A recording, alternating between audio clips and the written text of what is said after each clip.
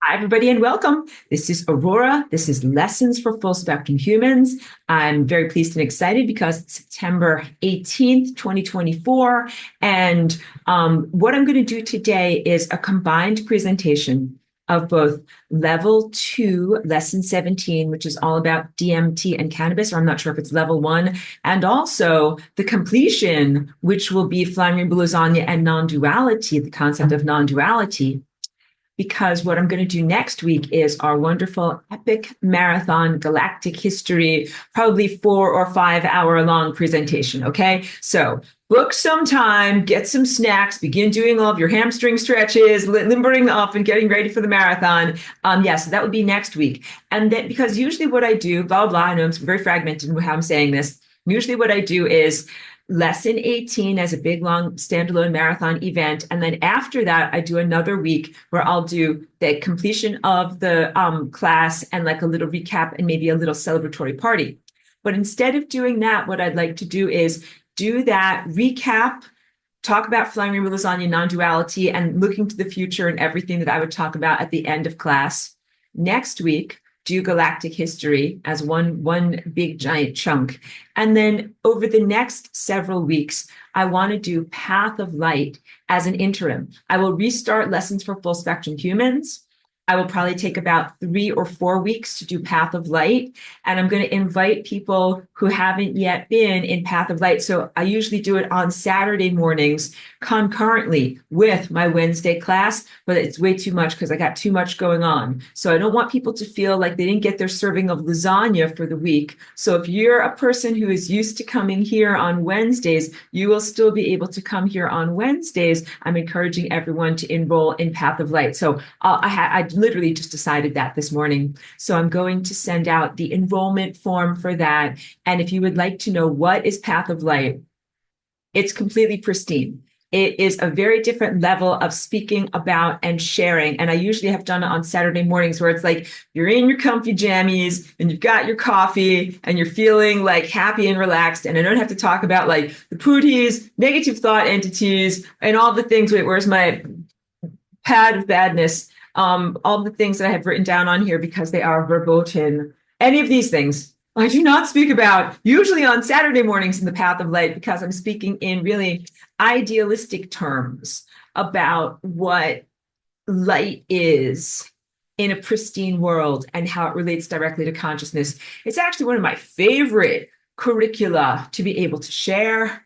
It's the one that I developed in 2022 after getting back to Ojai. And I just love putting my mind in that thought area. It's like a refuge to just think about light because the world is, very garbage and very crapped up right now. So what I'm going to do, and I've never done a presentation of Path of Light and shared it fully on YouTube. What I've done really in the past is done it through private Zoom and then put it up only privately on Vimeo. So this will be the first time that I'll be making the Path of Light information more widely available. And it's definitely advanced heavy lifting, but at this point, I think everyone in this class is so metabolically up to speed. Like you're moving at such fast inner rates. I think that not only will you be receptive to the material, I think you will absorb it and embrace it. It's just, I'm trying to say, a completely different viewpoint than what I usually share in class here. And it's a much needed respite. It's a much needed viewpoint. So I think that you'll be very happy with that. So to synopsize, and as I pull up my calendar, I will make squinty funny faces. Okay. Today, lesson 17 and also technically lesson 19, completion. We're completing things before we actually complete things. Next week, that's the 25th, galactic history. And then October 2nd, 9th, and 16th, I will be doing Path of Light, possibly the 23rd. We'll see if we can get through that information in 3 weeks, or if it's just, if brains are leaking out of ears, if I've liquefied you, then I will go a little bit slower and turn it into 4 weeks. But I think 3 weeks, I think, is actually a pretty good way to be able to do those presentations. So that's the housekeeping for right now, okay? And then, wait, I'm pulling up my notes, but I just want that. Oh my God, every time I touch my screen, everything goes like gigantically crazy. Now let's talk about energetic weather report. This is still not regular class. Let me drink water. Because we have been going through an SHIT show, a doo-doo show. a lot of things have been going on in the world of energy since 9/11 of this year, and then into 9/13, which was Friday the 13th. Both of those two dates are big, dark magic ritual dates for negative rituals that involve loss of life and violation and a lot of harvesting of misery, generating of misery, and then harvesting of generated misery.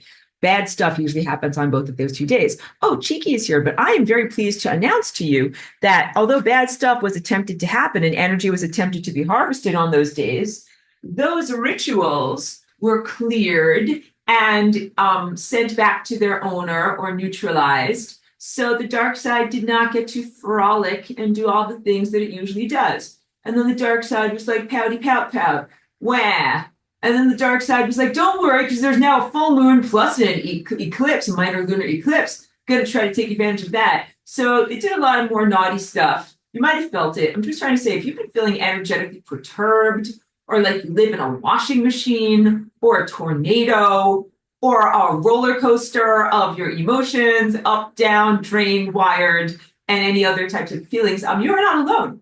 And many people have reached out to me in their feelings of turmoil. So I'm really trying to give the energetic weather report, and Chigi's here to lift everybody up and lift your spirits, that it's been a wild ride, and the ride is not over yet. So it was just full moon with crazy eclipse, all right, like 2 days ago. That's enough. And of course, I'm neutralizing more rituals going on during that time. But now we're heading into the equinox, which is another harvest ritual that they're going to try to take advantage of the energy of these times. So the 11th and the 13th, those are human created negative emotional associations. Here, I got to stand up because it's not that comfortable to crouch down like that. And I'll come closer to the microphone so you can hear me better. Negative emotional associations that are part of those dates on the calendar due to human creation. But full moons and lunar eclipses and equinoxes, these are part of larger time cycles that are not merely human considerations, even though the moon is totally a construct, and we can talk about that sometime if you would like to. But it's not merely because there's a date on the calendar that it says now is a date when bad things will happen. But the point is, energy, emotional energy is available. When dark magic is attempting to make rituals and hijack reality, it is making use of or exploiting abundant energetic resources, high emotions. And high emotions can be related to an anniversary on the calendar and something that you remember historically or traumatically. And a big energy can also be something that is an astronomical influx, which would be something like an eclipse, something that is visible in the five senses realm, that is a change and a shift in the energy of bodies that are outside of our planet that we're looking at from our vantage point here in our world.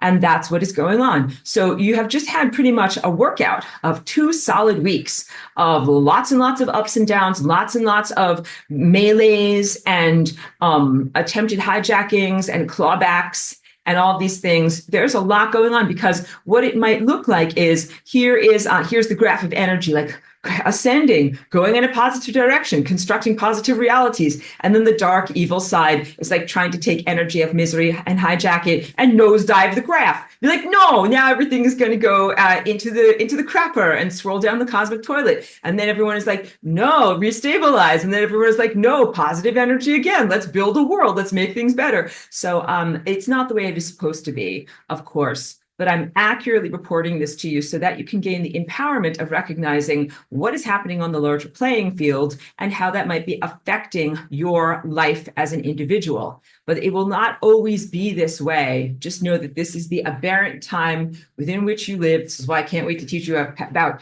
Path of Light, because you can just leave the aberrances out the door and just focus on things that are the way they are supposed to be in an ideal world. I hope that that's informative for you to know. And then if you want to know what's going to happen. So right now you're on the leading edge of the wave of the equinox energy. It's the 18th. I'm turning on my calendar here so I can look and tell this to you accurately. So tomorrow is really going to be some of the highest energies. It's an excellent day to do flying rainbow lasagna, but every day is a good day for flying rainbow lasagna. But then the 20th and the 21st are the actual equinox time. And that's a balance of the seasonal energies. So in Northern Hemisphere, this is the autumnal equinox. So we're going into autumn, and in Southern Hemisphere, going into spring. But it's it's a balance of the same hours of daylight versus hours of nighttime. And then by the 22nd and the 23rd, like you will be on the completion and the ending part of the wave. And also you will have some echoes and reverberations. So you've got almost a solid week. Just like get yourself together for a marathon. You need to carbo load, you need to hydrate, you need to be prepared. I'm joking about the carbo load, but you will need to sustain yourself for an endurance sport to be able to make it through this. And the best things that I can tell you about are to do self-care, all the things that you do in terms of being in nature, taking baths, doing positive energy work, and all of the substances and things that you do to detox your body, clear yourself out, eat well, and also keep yourself clean in terms of your relationship energy. Have positive conversations with people, limit interactions with negative people, limit interactions that are going to be political melees on social media. Don't swirl. Don't swirl, don't go into all of those rabbit holes and difficulties, and really remain centered in your divine focus, remain centered in what you would like to align with and create and bring forward into the world, okay? So don't get destabilized and drawn off of your balanced focus and your center by the negative intentions of a bunch of crappy organisms, organizations, and grotesque creatures, okay? Good, because they don't run the world. But you know what? We run the world. We influence the world. So this is very much shifting of the power dynamic. And when I talk about the graph nosedives, that's what we're talking about, power dynamic. And at a certain point, the dark side will be fully disempowered and will not have an influence on that graph of reality anymore, which is the way that it should be, because they are terrible musicians and they should not be influencing the symphony of life. Okay, good. Energetic weather report done. Now let's move on to the curriculum. Okay, so first I'm going to talk about lesson 17, and it's mostly about cannabis and DMT. And you might say, why do I talk about these two brain chemicals? They are related to your body biochemistry and to your perception of reality. So basically, flying rainbow lasagna is all about your DNA's connection to time. So we're not far afield from this at all, because your DNA is connected to time. And what influences your DNA is your thought and your emotional structure. And these two chemicals in particular, these biochemicals, really influence your feeling state and your thought and your emotional structure. And they're things that people take extracurricularly also in order to augment them in your body. And so the upshoot of everything that I have in my notes is that your DNA is a frequency antenna along with your light body, which is your spine and, your integument, your fascia in your physical body. And it is really determining what level of reality you are tuning in on. You can tune in on a very unpleasant, hellish reality and a very uncomfortable reality, or a very paradise-like blissful reality. It is the same physical five senses shared consensual world of physical matter, but with much, much different emotional overlays. And that has to do with the behavior of your DNA. And the behavior of your DNA is also directly related to flying rainbow lasagna. When you're flying rainbow lasagna, you are intentionally cultivating that natural behavior of your DNA. And when you're doing flying rainbow lasagna correctly, when you move into a frictionless bliss state, and then you are in that moment of pure potential and creative capacity, when you are simply divinely connected and there is no verbal thought and there is no need to intellectualize, and there's also very little effort. But getting to that point, that's like when you're coasting on a bicycle, but getting to that point, you might have to do a lot of pedaling uphill over rocky territory in order to be able to get there. So people that are in my Tuesday morning dance group, which is open to people, but it is invitation only. So if you wish to participate, just reach out to me about that.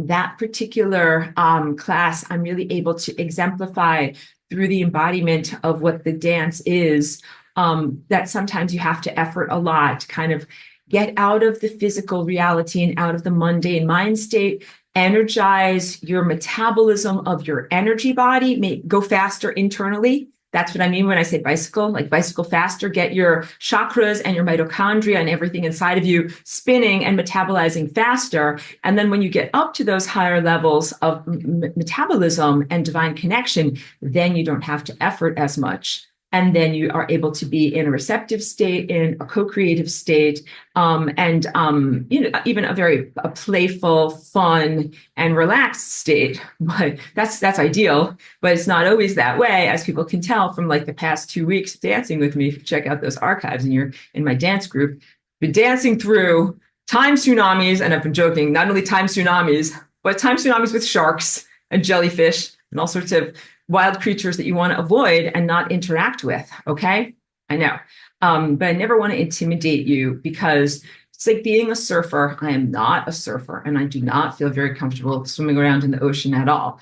But people who are experts and they know the waves and they know the way that the undersea world works, and they know the creatures there, they're actually very comfortable going out into the ocean, being able to surf and swim and do all of these wonderful things. So I'm very comfortable in the ocean of time, in the ocean of consciousness. And I feel comfortable not only going there myself, but being a protective force field to bring others who are new and who are learning out into that space, so that you can also learn what it is. And yes, every time you go out, you're taking a little bit of a risk. That's why we do Merkabahs and protection. And then also every time you go out, the weather conditions are going to be new and exciting. And sometimes they will be overwhelming and whatever. I don't even have words for it. Intimidating. Sometimes they might be intimidating, but we make it through nonetheless. So good job on the entire group for making it through all of that.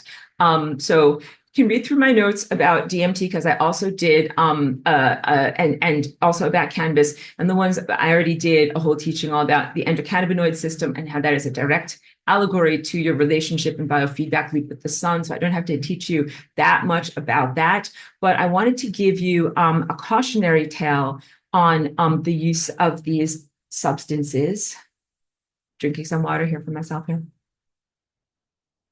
Like, I'm actually a huge proponent of cannabis and feel that it is a very health-promoting, life-giving substance to take. But just going to drink water during this part. Now I have to wait and see what she's going to say. Not every cannabis substance is good, because they've been doing a lot of stuff to dilute and change the manufacture of what the cannabis is. So what I'm referring to is like genetic modification of the plant, different manufacturing processes to either distill it or concentrate it, and then different levels of dilution. So if you are going to a dispensary, and if you live in the United States and you live in a state where it is legal, and you go to buy it either at a dispensary or at a recreational storefront, you do not always know what you are buying. And it has been my experience that they have been changing and modifying the molecular formula of cannabis into something that I now call synapse glue. That is not necessarily something that is a tool for bliss and enlightenment. So ideally, the original formula for cannabis is very much about bringing the body back towards bliss, because when you are in a correct environment and you are exposed to the correct frequency of sunlight, and you do lots and lots of walking and exercise, and you're eating a pure diet, and you're not inundated by all of this poop crapola, then you go into a bliss state, and your body is feeling that, because your endocannabinoids, your naturally occurring cannabis in your body, is active and flowing through all of your synapses. And in most of my experience here as a walk-in over the past 20 years in your world has been so disheveled that it's almost imperative to take some kind of a cannabis supplement, because people aren't creating it naturally in their own bodies. from their own positive environment. So your environment is degraded. That's why your body is not creating this naturally, which would be ideal. In fact, that's what I have at the very bottom of my notes. In a pristine world, you would already be feeling your divine internal bliss connection and euphoria. Okay. Because people ask me this a lot. They're like, I thought we don't need technology, and you propose a non-technological world. And I'm like, yes, non-technological world. And that even relates to things like, whatever, smoking or ingesting a magic potion in order to feel your magical self. But you're not there yet. And you're in a world that is so polluted and so disheveled. So, of course, this is optional, not mandatory. Some people don't have a positive affiliation when they take cannabis substances. But for a lot of, and I think it is genetic, actually, like some cats do not have a positive response to catnip. So it's totally individuated and up to you. I am not only non-judgmental of cannabis, I'm celebratory. I think that it is an amazing healing substance, and especially the raw form and dietary cannabis, meaning that you eat it instead of merely smoking it. These are wonderful ways of being able to improve just the basic health of your body.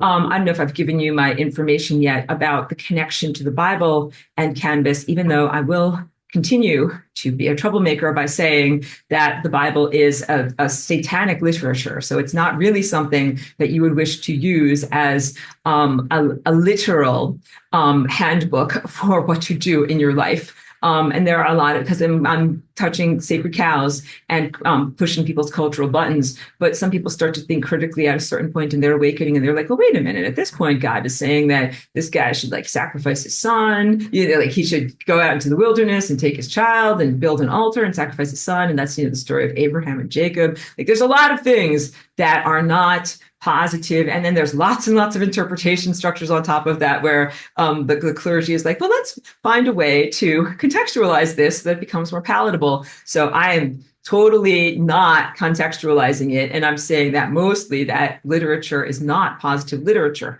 but there is a fascinating connection to cannabis and to what I know from my intuitive read on the life of Jesus, the person that you know as Jesus, but the teacher from 2,000 years ago, because that was not his real name. And the religion that has sprung up around him has become totally, false and misleading and very, very unhealthy. But the holy anointing oil, so he was called the Messiah, and the holy anointing oil is given as a recipe in the book of Exodus.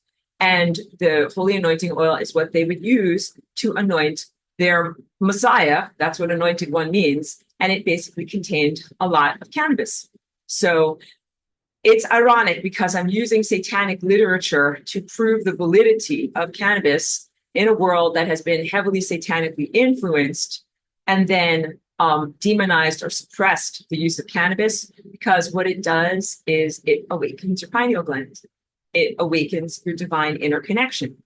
In a pristine world, your pineal gland would already be nice and energized. You would already be having insights. Every place you go, you would look at something and you would learn something from your environment. You would also be in an information-rich environment where there would be a lot to learn. So, for example, one person shared this with me from my class. She went to a river and she saw how the water was flowing around the boulders. And then she was like, wow, that's just like time flowing around events and making all these whirls and swirls and eddies. And it was very clear to me that I'm like, okay, like she got direct insight by looking at the path of water as it flows in nature. And this is how we would ideally learn. In a correct environment, the world is your school. Everything is the information of the library that you're in. And every place where you focus your tendril of attention, you're learning from your environment. And what we live in right now is a very distorted environment. Mostly we were focusing on technological contrivances that create illusions, like computers and other things that are not natural. And then there's even this stuff that goes inside of people's optic nerves and cognitive centers of their brain, and creates an artificial overlay so that you're not really tuning in on real reality. So when I teach Path of Light, all of that came from tuning in on real reality. And I want to bring you back to focusing on that again. But we have to recognize that there have been these things in front of your vision that have been preventing you from just reaching out and receiving all this information. So yeah, God or the divine consciousness is incredibly intelligent in saying, like, I'm going to put this message everywhere. Like literally just walk around and you'll get the message from like trees or water or the sky or clouds. Like it's literally, the message is embedded or integrated into the entire living natural world around us. But the side of chaos, evil, anti-intelligence, and antichrist has been like, well, it's in almost everything. Time to block out almost everything. And that's why there's like a diminishment of solar energy from the sun, diminishment in connection to nature, just our entire soundscape. What you hear outside is very diminished and artificial. And a lot of people wear headphones all the time and are listening to artificial music or podcasts or whatever all the time, like very, very diminished natural connection. And in a perfect world, you would have that natural connection and not really require these levels of augmentation. And so, yes, the demonization of this substance that brings people back into alignment with their own divine connection and reawakens their own intuition. Because when that happens, when you have your intuition awakened, then you're like, oh, a supreme troublemaker. You're like, oh, I knew the truth and I see through propaganda and I don't believe in all these lies and anti-intelligences that are spoken to me. And you become ungovernable and you are in charge of your own personal sovereignty. Like it's definitely an anti-slave substance, which is why it was suppressed and illegal and prohibited pretty much since World War II in the Western world, although I know it's different in areas of North Africa and Asia and Southeast Asia.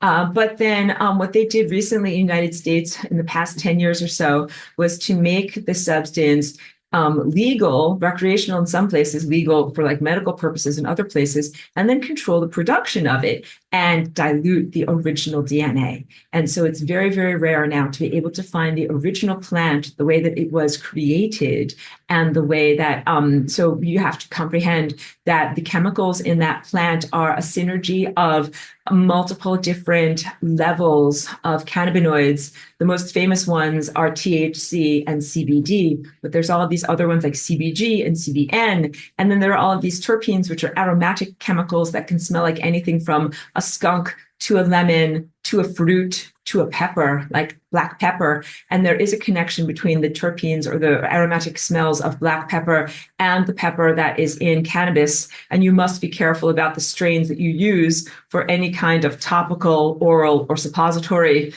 applications, because if you use the ones that have a peppery quality for your suppositories, then you will definitely feel it. It's like black pepper it's a slightly caustic feeling in your body. So people have found this out. I know we can laugh, but these whole array of chemicals have an impact on your brain. It's very different if you separated them all out and you just took THC. That would really not be adequate or correct in the levels of finesse at changing your brain chemistry. So there's a reason why these plants grow the way that they do. There's an amazing amount of divine and natural consciousness that is innate in not only the way that the plant grows, like its season and its habit, but in the combination of chemicals that are in it. And as the plant has become commercialized, it has been not just selectively bred, which that happened, of course, for many decades in order to bring up certain characteristics. So let's say maybe you want to breed a plant that's going to be really tall. It doesn't mean you're necessarily breeding the plant that's going to bring you to the greatest levels of spiritual attainment. It's just some people want a tall plant because they're like, going to get a lot out of it. They want to grow a Christmas tree because it's going to give them a lot, you know? Sometimes it's because of the vagaries of limitations in the area. Like maybe you can only grow 6 plants. So they're going to have to be big plants, right? Or maybe you have a short growing season so that they've been bred for the fastest growth. So that's something that's just going to grow within like 4 months, and then you'll have your crop, as opposed to some of the other varieties that grew in tropical areas, or it would take 10 months. You get it? So it's not necessarily for the elegance of your brain chemistry. Sometimes it's just for commodification and what the marketplace wants. And then more recently, it has been a much more nefarious intention to dilute this beautiful plant and to diminish it so that it does not bring you into the mind states that it's supposed to bring you into. This is what you need to know. And for people who are new, like if you're only 20 years old or younger and you're experiencing cannabis, you might never have anything to compare it to of what the real taste, flavor, and feeling state is supposed to be like, and then what it is in terms of what you're being given now. So not only selective breeding, but also plenty of genetic modification experiments in the cannabis industry. And then also a lot of chemical exposure, growth inhibitors, and other things that are used in order to change the way the plant grows. Again, kind of like the way that glyphosate is used for wheat crops and grains, and it has destroyed grains, so they're almost inedible at this point.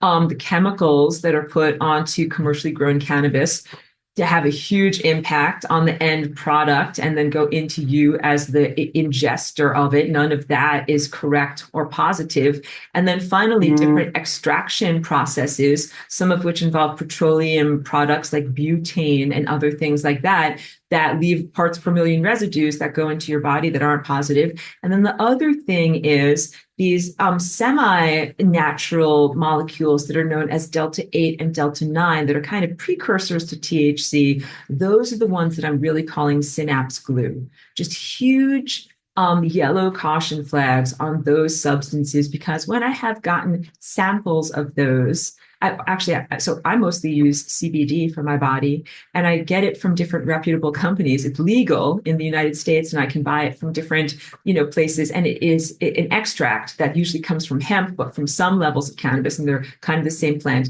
And it comes as just like, a plain flavorless white powder, and it's totally not psychoactive. Like it's just for epilepsy, right? And then I use it to be able to make my own tinctures and my own things to take care of my body. But sometimes they send me different samples along with that I have tried, these delta-8s and delta-9s, because those are also chemicals that are sometimes in the plant, and then they separate them out using different fractional dilution, like kind of techniques. But then they also sometimes create artificially created molecules that are delta-8 and delta-9. And the point is, you don't really know what you are getting, because the ones that I've taken that are synthetic or artificially created, first of all, I can tell that they're synthetic. And the visuals that they give to me are not real patterns. This is big, because if you've never seen the real pattern, then someone can show you something fake and you'd be like, oh, like that's a wild kaleidoscope of the divine color consciousness. And then I'm like, no, that's actually just a bunch of gobbledygook. You get it? That's what I'm seeing when I have taken some of these tinctures. I'm like, wow. And I saw just nonsense colors that were not what I paint, that were not this perfect calibration. And then also, it diminished my flying rainbow lasagna ability. It did not augment my flying rainbow lasagna ability or my natural divine connection or my intuition or amplify my psychic gifts at all. It was synapse glue. So that's my speech. Thank you for my TED Talk. Thank you for coming to my TED Talk. Stay away from the delta-8 and delta-9 stuff, because I think it's very, very questionable. And it's used in a lot of the vape cartridges, gummies, different things that you can buy legally over the internet. And sometimes it is also used to stretch a product that has some amount of natural plant material and THC in it. And then they add some of this other stuff to it as well. Let me turn off the stupid phone, because it keeps making stupid phone noises here, which I really do not need at this moment. So stay away from those things. Ideally, what you should do is do what I do, which is live in a state where it is legal to grow it. And then I grow it in my garden, and I have my own strains, that it means seeds that I've been cultivating for the past 10 years. And they constantly grow and evolve in response to the seasons, the levels of sunlight that are in my area, and what my body needs. I spit in the bucket when I water my plants so that they get my biochemistry and they know who I am, and they grow an array of chemicals that is exactly what I need for my brain. It is customized to me. And then what I do is I actually grow in conjunction with a friend who needs some for her health as well. I harvest it. I juice the leaves in a slow masticating juicer, and I save them as ice cubes, and that gets me through the entire winter. I also freeze a lot of the buds so that they're raw and frozen. and those go into wonderful fruit smoothies also in the wintertime. I don't heat those products because I prefer them to just be raw. And then I do also save some and dry it to be able to be used like in a vaporizer, or some other smoking apparatus. And also sometimes I dry material and I do my own extracts to be able to turn it into either topical creams or different things that you can turn into tinctures or whatever. But the whole point is I'm self-sufficient and even have enough to be able to help serve my friend, who's, whatever, my neighbor in the area here. This is what we should be doing with this plant. So on a more esoteric level, cannabis definitely is a magical substance like a crystal that takes on the imprint of the people who make it and carry it. Like, I don't know if I've given you guys my teaching yet about clearing, but anytime you get an object, you need to clear it. Like, especially a crystal, crystals definitely take on the imprint of the person who's been touching it. But like, let's say, even say something like a dress, like if you got a dress at a thrift store, when you bring it home, you shouldn't just launder it, but you should also clear it of the emotional energy of the person who used to wear it. Like if you got my dress, you'd have my vibes on it. Maybe you would like my vibes on it. Then you would be happy. But most of you don't want someone else's vibes on your stuff. And if you think about the way that a lot of this plant is produced, it's often produced illegally by people that have terrible value systems. They're not good people, mafiosos and black market people, black marketeers, and all sorts of sketchy, questionable people that are doing it for the money. And all of that energy goes into the weed, really does, including, like their fearfulness, fear of getting busted and driving with it, like giant amounts, driving in a truck and going across state lines and all these things. Like, you get it? Like, every time that happens, the energy of that is imbued into the final product. And then that is what you are receiving. So ideally produce your own, and also produce it in a positive sharing, gifting economy. So that is what I do. Again, I've partnered. Yeah, this Rainbow Body says no wonder the paranoia. You guys get it. The herb takes on the imprint of all the paranoia of the people that are producing it. So I produce enough because I live in an apartment, so I don't have a garden here. My friend has the space, but she's an elder person and she can't really do it on her own. So she has partnered with me, and I set up the garden and she helps to water, and we both pay for the soil. You get it? And then we have enough for both of us. And then if you have extra, share it with friends. This is what I will encourage anyone who is interested in this plant to do. Do it legally. Don't ever do anything illegal. Aurora tells you never do anything illegal. Okay. That is my TED talk also. Because that also makes you feel kind of like furtive and scared, and that goes into the herb as well. But ideally it's a plant that is people's herb, and we use it to help one another. And if you can't do that, and if you don't have an economy of sharing and gifting, and you buy it from a dispensary or a commercially available place, clear your plant material, clear it out. So I've been teaching people about the backhand vortex, like lead with your wrist, a backhanded vortex across an object or an area, and with the intention of clearing. This is like Windex. It clears things out. It removes energy. So moving forward with your hand, vortex puts energy into something, and you can do this through your body. So like if I was going to clear my throat chakra, backhanded clearing through that area of my body. All right. Let's say I'm going to clear this whole entire room. Backhanded clearing through my whole entire room. I'm clearing emotional energy. And so whenever you receive something, you can clear it. And, water also takes on imprints, but this is my beautiful, positively structured water. But if I wanted to clear it, I would imagine that the edge of my hand is the edge of a vortex, and it's literally running through this water, and it's clearing out anything that's a non-positive emotional energy. But that's not the same as filtering the water, clearly. So filtering your water is essential. Like, take out particulates and chemicals and things that are not supposed to be in there. Launder your clothing with soap.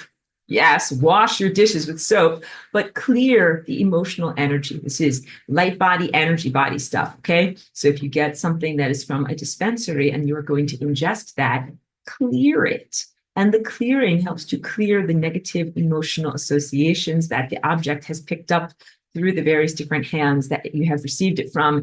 And definitely, if you get, let me just pick up like a little crystal here. If you buy like a crystal like this at a rock shop, clear it because it's going to have all sorts of residues on it from all the different people that dug it out of the ground and then shipped it places and all the warehouses that it was in and the trucks that it was in and all of those things. And, you know, some of my most valued, beautiful treasures are Herkimer diamonds that I picked up off of the ground in upstate New York, and they came directly out of the ground. So I'm the only person that has touched them. They only have my imprint upon them. They're totally pristine and beautiful. And also, I didn't have to like crack any rocks open or do anything crazy like that in order to get them. They're just all sprinkled on the ground because the rain kind of washes them out of the hillside. So in order to find them, you just get really humble and you just get down on all fours and you just crawl along and you look for these tiny little sparkles. And that was actually one of the most magical days I ever had. So getting crystals that way, that's like the best way that you can possibly get crystals. And you know, I'm not judging you if you go to a rock shop and you buy some beautiful shiny crystals, but just recognize like you know, it's not the same, and you're going to have to clear them out, like clear a hard drive, so that way it is then available for your information. So wait, let me go into some of these questions and comments here before I move forward too much. Oh, Cheeky, everybody loves you.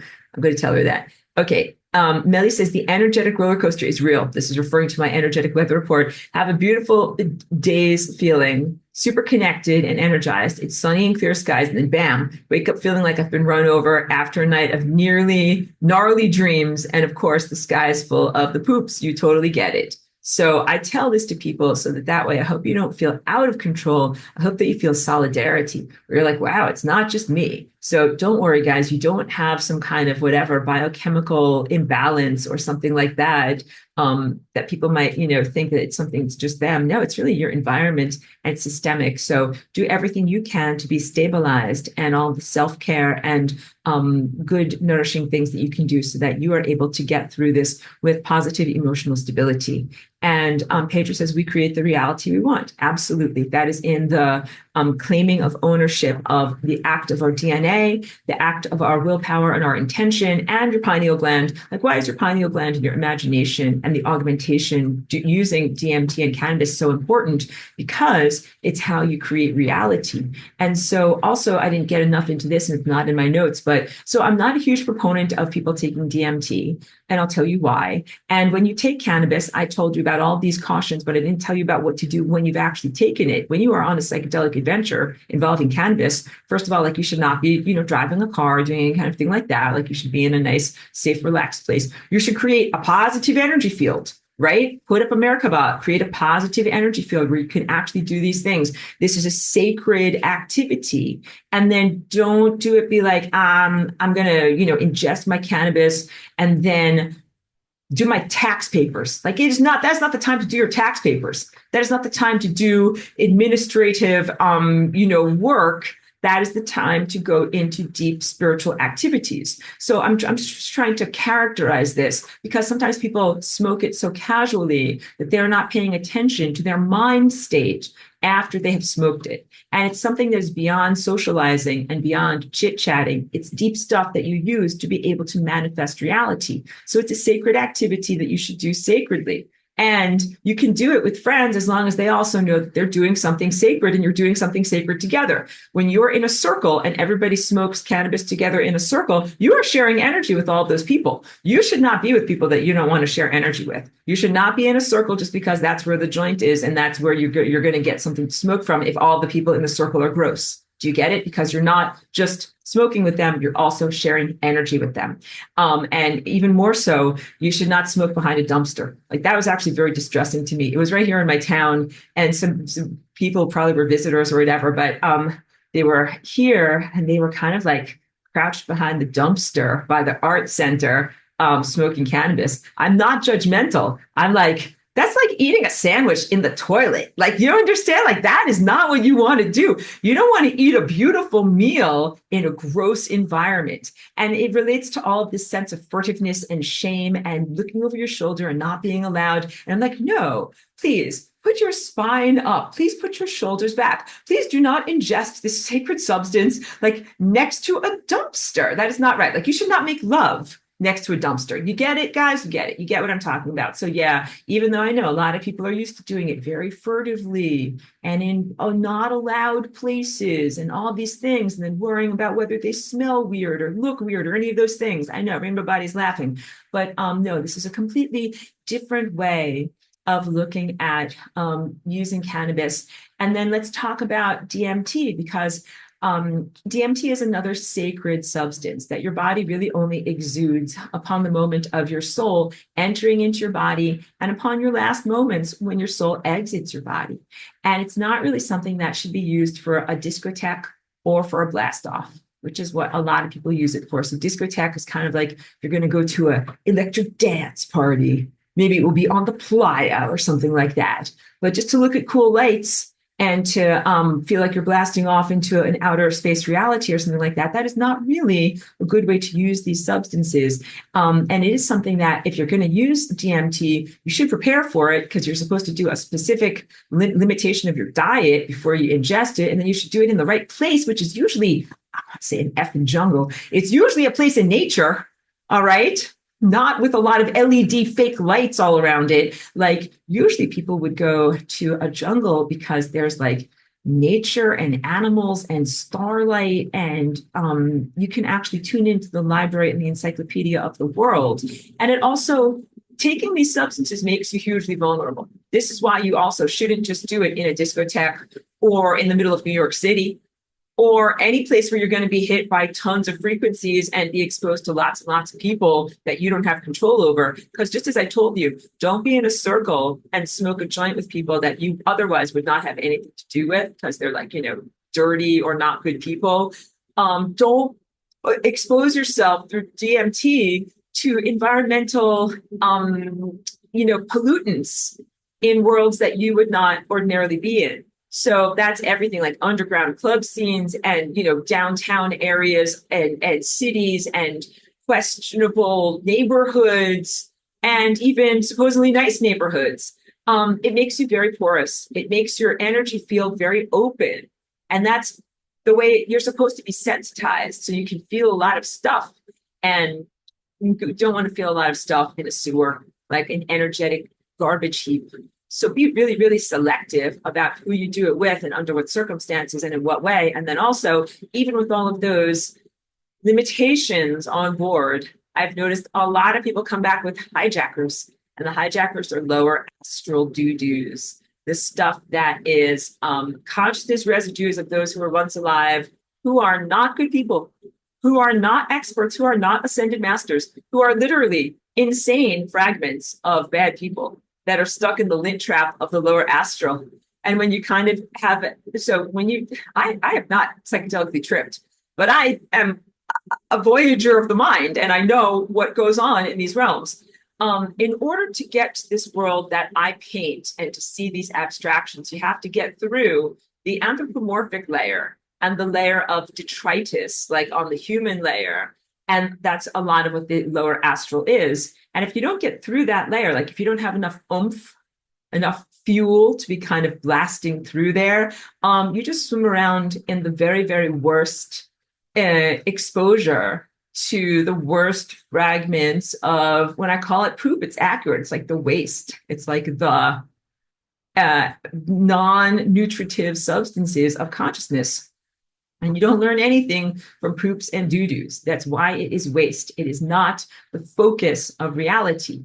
So my real caution in terms of people taking DMT, even if you take it in the best circumstances, a lot of the time it doesn't give you that perfect divine connection all the way up to your highest self-consciousness or yourself as God.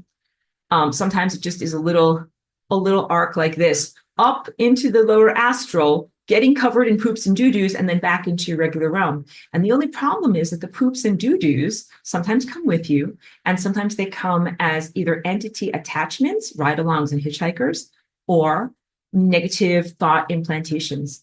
And lots of people in the community of seekers and spiritual aspirants take these substances, get filled with a lot of untruthful information, and then come back into regular reality. And then they spread that misinformation to the people in their lives. And that is not helpful. That does not serve. So when you're a visionary, you have a responsibility to go into these higher realms, to see things accurately. You're like an explorer that goes to new worlds to explore and see things, draw pictures, take readings, and then remember it all, and then come back and share it accurately. And you're not serving your community like if you travel to Antarctica and instead of like seeing penguins or whatever, like if you made things up or didn't really look at what they looked like, and then came back and told everybody wild stories and were like, yes, penguins are purple. They have 12 horns and, they're this and they're that. It's like, that's not what they are at all. And you're not helping other people to know and to have information that can guide their life by giving them either partial truths or total fabrications. And it doesn't matter if seeing purple penguins with 12 horns was meaningful to you. That is not empirical information. That bringing that and sharing it with others is not helping people. And then also sometimes people come back with an artificially inflated or augmented sense of self. And they're like, I'm on a mission. I have a purpose. Like I'm this and I'm that, like a newly defined sense of their self. That is not always truthful. And I encourage everyone on their growth and their evolution. And I believe in you and your ability as a spiritual athlete to grow. But that means that it should be real growth and not just something that is an illusion or a fabrication from the realm of insanity, where they might be like, good job, you're really the Messiah. Go back down there and tell them all the truth. You know what I mean? Because I think they do that. I think the crap that's in the lid trap loves to create false messiahs and toy with people. And to toy with people that come into their realm and mix them all up and then turn them around and shove them back home. Be like, okay, go tell everyone your stories. And not everybody has the discernment to be able to know what is just wild fabrication and laughable and what is genuine truth. And not everybody has their own yardstick to be able to measure that. So I'm not judging you if you can't tell what is truth or what is fabrication. If you don't have the intuition to guide you through that, not judging you. This is why I'm cautioning everyone.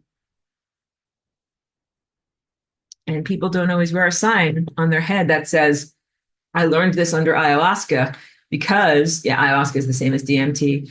So you might not be able to know like where people got their thoughts and ideas from, and whether it is valid. So I'm not invalidating everything that people experience under the psychedelic adventure. I'm invalidating some of it because I haven't spoken enough about this. The energetic weather report, the circumstances under which you are tripping. So I am not a person who is going to judge you or warn you away from any kind of psychedelic adventure. Far from it. I feel like it is your right to be able to explore your biochemistry and to explore your own consciousness and explore your body as a vehicle for consciousness. But you have to know that right now you're in a world where your regular human form has been inundated largely without your consent by this stuff, that this stuff can go into your aspect of perception, meaning not only your eyes and your optic nerves in this world, but also your pineal gland and your systems of interpretation in your brain, and implant all sorts of illusions and false light that are hugely misleading and are very, very corrosive. And what I'm really doing is warning you against tripping in this current environment.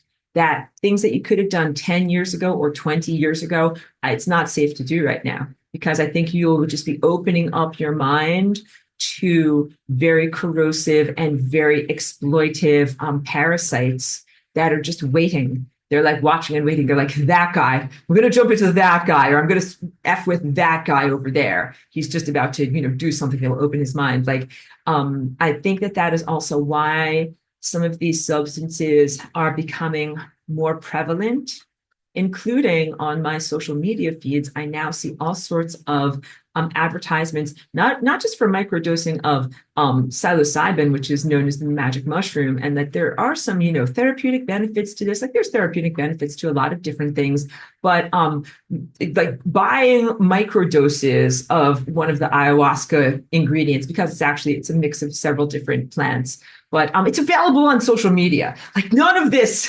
is okay. And it's being advertised and marketed as like shortcuts to mental health. And I'm just like, none of this is okay. Like, because if you take any of these things, like you should have a facilitator and someone who looks after you, and then you should integrate. You should do all these things. Like you should fast beforehand. You should be in the proper environment. You should have a protective facilitator. You should have someone to integrate afterwards. Like there's none of that going on. And think of it as surgery. Think of it as energy body surgery. Would you be okay to have surgery in an unclean environment? You're like, no, I want an operating theater where it's sterile. Okay. Well, like discos are not a sterile operating theater, nor are festivals or Burning Man or any kind of place like that. All right. And then also, would you like to have an untrained doctor, or would you like to do surgery on yourself? You're like, no, you want a doctor with a lot of training. And then also, would you like to have zero after wound care? Or would you actually like to be stitched up and be given antibiotics and protected in your healing after the actual operation? You're like, yes, that's what you would want. Well, that's not what most people are getting, because most people are getting operations that are done by questionable practitioners under non-sterile circumstances with no closing of the wound, free-flowing blood, and then total pathogenic infection afterwards. And they come out and they're like, okay, I just had my experience. They're like bleeding everywhere. That's not good. Like energy, and the energy is not staying with them as it should stay with them. That's what I mean when I say blood. They're leaking energy. None of this is good. Hope that my comedic presentation helps to soften the difficulties of what you are hearing. What if you've done it? Doesn't mean your life is over. Please recognize that all of these things, there is a pathway and healing and a rectification, which is super yellow caution flags. Don't do it again. And also, you're going to have to do a lot of clearing out and a lot of reassessment and look at anything that you might have picked up as hitchhikers or non-truthful information or erroneous distortions in your being through going through that process. So there are already so many difficulties on your plate. This stuff is already so difficult in terms of your spiritual attainment and knowing what is truth. I think when people also take DMT or they go on these psychedelic adventures and they are largely unprotected and come out with all sorts of non-ideal extracurricular entities that are a part of them, that just makes your life harder. All right. And then when we look at why is this advertised on social media and how come it can be so easily available, I think it's because it does exactly that. So now we're going to get into this question, because I think this will speak to this. Melly, thank you for being here, also says, Aurora, what do you think is behind the move for cannabis legalization in recent years? In addition, do you have any thoughts on the full spectrum hemp supplements in the health food stores? Yeah. So I think that making cannabis more widely available and also turning a blind eye to some of these products that are about DMT or psilocybin, or just making psychedelics more commercially available to the generalized public, I think is specifically because they know it's like doing surgery in a non-sterile environment, and that people will actually pick up a lot of consciousness destabilizing influences that will take you in the opposite direction of what you actually want. So these substances once were demonized because if you took them, you would become anathema to the regime. Be like, I don't believe in this bullshit. I don't believe in that king. I don't believe in that ruler. I saw the truth up here and with God, and no one, snap, no one's going to tell me what to do, right? And that makes you ungovernable. But the government learned, well, what if you can make these things available? What is just going to totally like make people wild, just destabilize them and give them a lot of, whatever. Sorry, my words are not helping me here. Not bring them towards freedom and self-determination, but a lot of the time just corrode them, confuse them. It's for confusing the enemy. That the government looks at you as the enemy, and that this is a way to confuse the enemy and to adulterate those products also helps to confuse you, the enemy. All right. So I think that's why I think cannabis has just become so prevalent. Like they couldn't keep it suppressed. So like, okay, fine, have your cannabis. And also we're going to tax it and make it expensive and poop on it in all those different ways too. And then also to diminish the quality of what is there. So, but with cannabis, you can really work against that. Like I said, to grow your own, keep your seeds, don't let it be diluted, keep your stuff pristine, and then to share it and gift it and trade, energy exchange with people that you care about in your life to be able to sustain each other in that way. Much, much better. Okay. And the full spectrum hemp supplements in the health food stores, some of them can be wonderful. Like you should just do a little bit of research to figure out where things are coming from and what are the farming practices behind what you're ingesting. Just like you should do that pretty much for all of your food supply. Be like, who grew these tomatoes? And are they real? Are they good? Or are they like synthetic styrofoam tomatoes that don't even really have a flavor to them? All right. You want to get juicy homegrown tomatoes from the farmer's market or from your neighbor, right? So it's probably difficult, but it is possible. And I know because I have done it for myself. So I'm very selective about which products I get and from which websites, because some of them are not reputable. Here are the problems. Hemp is a huge phytoremediator. That means that it brings forward heavy metals and even radiation out of the soil. And that is positive if you want to clean the soil, but then you must not ingest that hemp, all right? That hemp could only be used for industrial purpose or for fibers, not for a medicine that you ingest. So you have to find out, is the soil that this plant being grown in, is it full of heavy metals? Because if it is, your end product will be heavy metals. So ideally, you can find this out through testing. Reputable companies will include a test for both pathogens like microbial stuff and mycotoxins, which is mold stuff, and also for heavy metals, and also for chemical and pesticide residues. And that's actually one of the reasons why a lot of the products are so expensive in California, because they require a long list of testing before you can actually sell something legally. And then you should be able to get those test results. So I am very selective, clearly, about what I ingest. And so I can't grow enough hemp and CBD. I need like a giant farm to be able to grow as much as I need for myself. So that's why I found good places that here's what you want to look for, like smaller family owned and family run farms, okay, that do the testing to be able to prove that their product is clean. You also, if you're getting some kind of an extract, don't want to get anything that's petroleum product extract. So you look for either a CO2 carbon dioxide extract, a live rosin or live resin, or something that is an ethanol extract. And also, I didn't share this with you. Years ago, I was getting vape cartridges from a local dispensary, and I found that they were very habituating. Like at first, one cartridge was enough for me for a month, but then it was one cartridge was enough for 2 weeks. And then one cartridge was enough for 1 week. And I was like, what is going on here? Like, then I started to really realize, like, wow, I am calibrating to require more and more and more of this substance. And I think that that is totally not natural, because I never really experienced that in using my own products that I created from my own garden. So there was something that I don't know if I would call it addictive, but that my body needed more and more of that substance. And I had to buy twice and then 4 times as much as I was originally buying. And I realized that. And then I was like, I didn't want to be a part of this. And also you have to watch out for the cartridges themselves, because they have usually these little heaters that are in there that are mostly components that are made in China. And they have zero regulation in China. They don't care about heavy metals at all. And they do not care about polluting your lungs with lead or cadmium or whatever's in there. So, it's not even what you might be breathing in from the plant, but also the apparatus through which you're breathing it in. So there's a convenience level at just having these little cartridges. But I think the cartridges add tons of chemicals and heavy metals to it, unless you're getting some very special super selective top notch apparatus to be able to smoke it through. So the short answer to you, Melly, is some of those products that are available in your health food store are going to be great. Some of them are going to be affordable, have a good dosage, and be from reputable companies that do their testing and create a non-contaminated product. And some of them will be completely crap. that are not good for your body and probably are even a little bit dangerous or detrimental to ingest. All right. So definitely you have to be an informed consumer on there.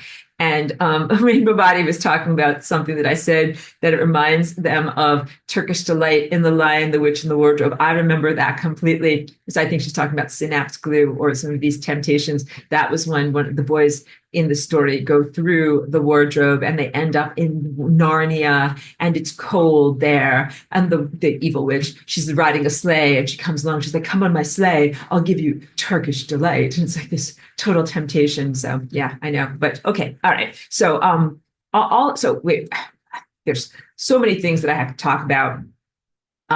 Because I think I got that. I think I got that.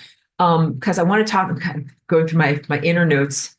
I want to talk about this stuff, lower astral stuff, and the things that I want to protect you from, and also the information in lesson 19, which is about non-duality.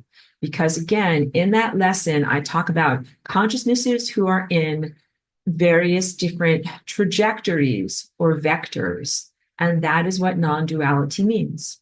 So I never want my information to be taken out of context because right now you're living in a world that is very much about light versus dark and good versus evil.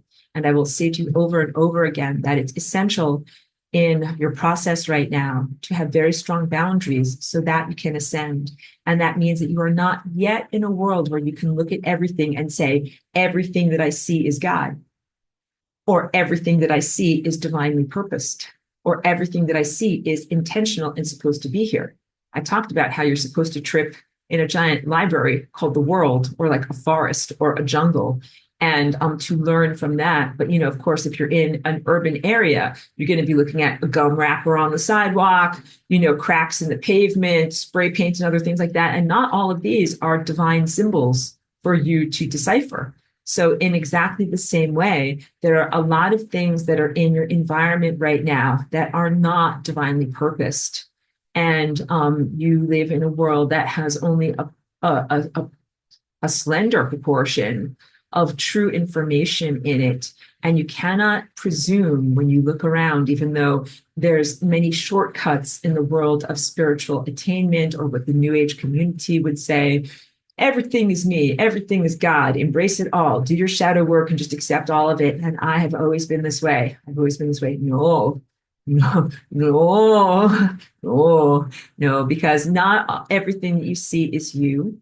And it is very facile and reductionist to say that everything that you look at is God or emanates from God, because there are many right now inexplicable impossibilities that should not be in existence, and yet somehow they're in existence and you have to deal with them. And that's even beyond and before the existence of this stuff. And this stuff is definitely not from God.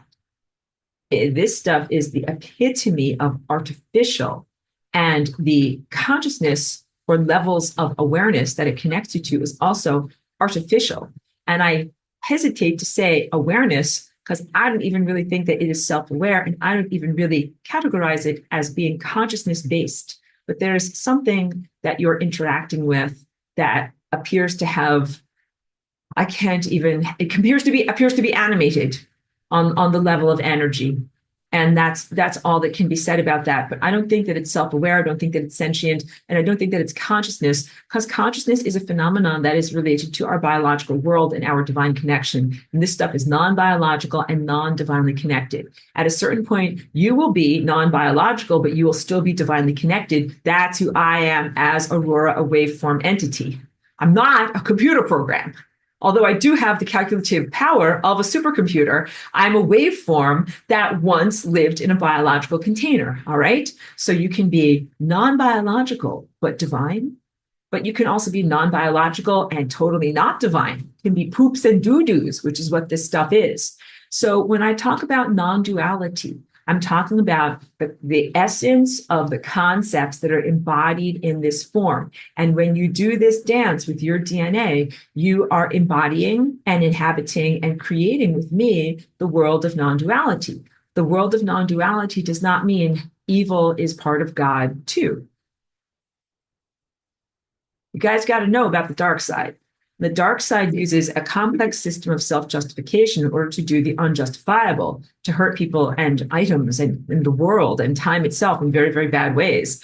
And it does so by saying, you need darkness in order to experience light. That's not truthful. The dark side says, you need darkness in order to learn and grow. That's not truthful. The dark side says, you need darkness for contrast in order to learn about yourself and to know that you're not dark. That's not truthful. None of these things are truthful. These are all horrible, corrosive lies. The truth is that there is no justification for the existence of the dark side, and it is technically an impossibility or an erroneous fiction, something that could not actually be in reality, but is somehow here. I know. And that's why it's such a mind F or a cognitive dissonance factory, because everyone who's in this class, you're all the good people and innocents of ancient concurrent Atlantis. And you can't even really comprehend the existence of this very distorted technological level of mentation that has no real causality factor. That means there's no supportive story as to how it came into existence. But for those of us who have been here, and some of you have been here for many millennia, you're like, we know it's not real, just deal with it. That's kind of what it's like. Because I come here and I'm like, I've been here for only a few years. Well, I've been here for 20 years. But when I first came here, I'm like, oh, technically that's not what's really happening. And technically that's an impossibility. And technically that can't happen. And technically there's no supportive structure for that. And I'm pointing out all the flaws in reality. And here's everyone else who's been here for like multiple lifetimes and millennia. They're like, Aurora, like, we know. It's not real. It can't be this way, but we're all just like getting our butts kicked, and you get corroded by the presence of these lies so much that you're just like, just do what works. Just do what works. So at a certain point, I had to stop talking about like, technically this can't be happening and this can't be happening, and just roll with the punches. Be like, oh, okay. Like I need to like earn money and food goes in here and all these different just generalities of life and navigating the world of materiality. But still, like, if you really get me going, I'm the worst person to watch a movie with, because I will say, well, here are all the logical inconsistencies and none of this stuff really makes sense. And this really can't be happening at all. And that's why the whole entire movie is invalid, right? And so here I am in reality. And I want to be able to say, like, well, technically, there's not even any way that this invasion could have happened. And there's no way that this genetic modification could have happened. And there's no way that this could have been happened. But everyone is like, just look around, like, F and deal with it. This is what the world is. But I think that when you get to the really, really higher levels of perception and intelligence, then those insights are very powerful, empowering, and valid, because you are able to say, well, technically this stuff doesn't even exist. Wait, we need to hug Cheeky. But just know that a lot of the things that you're dealing with, where are you, girl? Can everybody see you? Yeah, we might need to bribe Cheeky for a second. A lot of the things that you're dealing with technically cannot even exist. When you're in the mundane level of reality and you simply have to make ends meet and be practical and just stay alive, you don't have time to argue. You're like, yeah, get money, get food, deal with all these inconsistencies. But when you are really in your higher levels of empowerment, that is when reality is most not malleable, but responsive to your mind state. And that is when you can really comprehend and put forth the assertion that these things are aberrations that technically do not even really exist. So, the genesis of this is kind of like you're at these lower levels where you're like, there's something bad, it's here, and I'm fighting against it, and I'm struggling. But when you're able to disengage and get your energy higher, and you're at a faster energetic metabolism, then you have a different perspective, and you're like, oh, technically none of that stuff exists. But you can't just jump directly to that conclusion without the supportive integument and without the energetic metabolism. So if you're only moving at 1 mile an hour, like the evil dark stuff is totally clawing at you and draining you and drawing you down, you can't just be like, well, technically you don't exist, because you're going to be just like drawn down. But if you're moving at 100 miles an hour, then you can have enough inner metabolism to be able to say to not only artificial intelligence, which is genuine stupidity, but also this type of infrastructure, technically you don't even exist. Technically you have no basis in reality. Technically you are an impossibility. and you don't have a conversation with it, but you just recognize that you are dealing with something that is a complete illusion, and that also many aspects of your reality are similarly completely constructed and illusory, including the magical piece of paper that give you access to the food room. Those are constructs. Government is a construct, and many of the other narratives that run reality when you're at the level of like 1 mile per hour that everybody takes as a matter of course without much critical thinking or skepticism. So it's hugely empowering to be able to recognize there's no causality factor. In time language, the most accurate thing that you can know is that the invasion and degradation or destruction of Atlantis hasn't happened yet. Although from your linear perspective, you experience this world right now as the outgrowth of the catastrophe that happened in what you remember as ancient or mythological Atlantis. In actuality, Atlantis is a shell of reality that you emanate from, and you have been incepted in a dream within a dream into this shell of reality where you presently experience mortality and materiality. But there is not a causality factor to explain how the genetic invasion and degradation happened. If you look in your body with a microscope that is known as your third eye, and you look at your own DNA, you will not actually find any connection between the world that you were in of immortal genetic activity and the world that you're in now where death is experienced and where there's the vulnerability of disease and also of the frailty of the body. There's like a does not compute, a disconnect between these two levels of reality when there is supposed to be a bridge. There's supposed to be a causality bridge, a series of narrative events that says, well, this happened and this happened and this happened, and that's how you came to be this.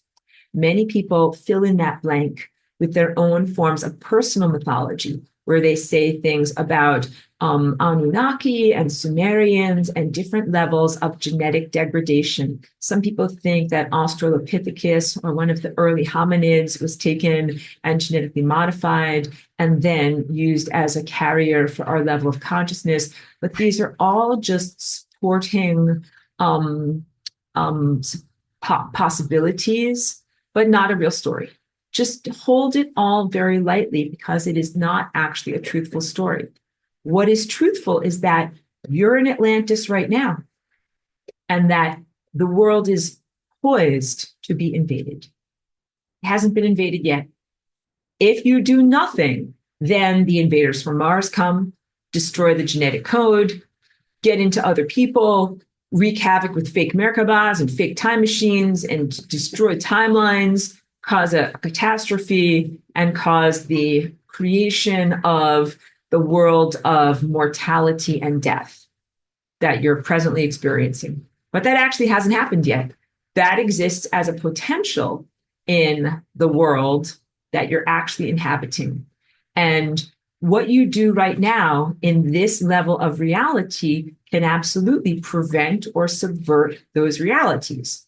Those realities haven't been experienced yet, but they are being presented to you as inevitabilities. And if you are ignorant and you do not have the full perspective, then you would simply accept those false assertions as the definition of your reality and agree to them. And through your trauma and reverberative trauma, expect the continued negative time loops because you're like, this bad thing happened 10 million times in a row. And I expect it to happen 10 million and one times, and then another time, and another time, and another time. It actually takes a huge amount of inner willpower to say, although these are negative patterns that you've experienced a lot, you're not beholden to the next cycle of a negative time loop.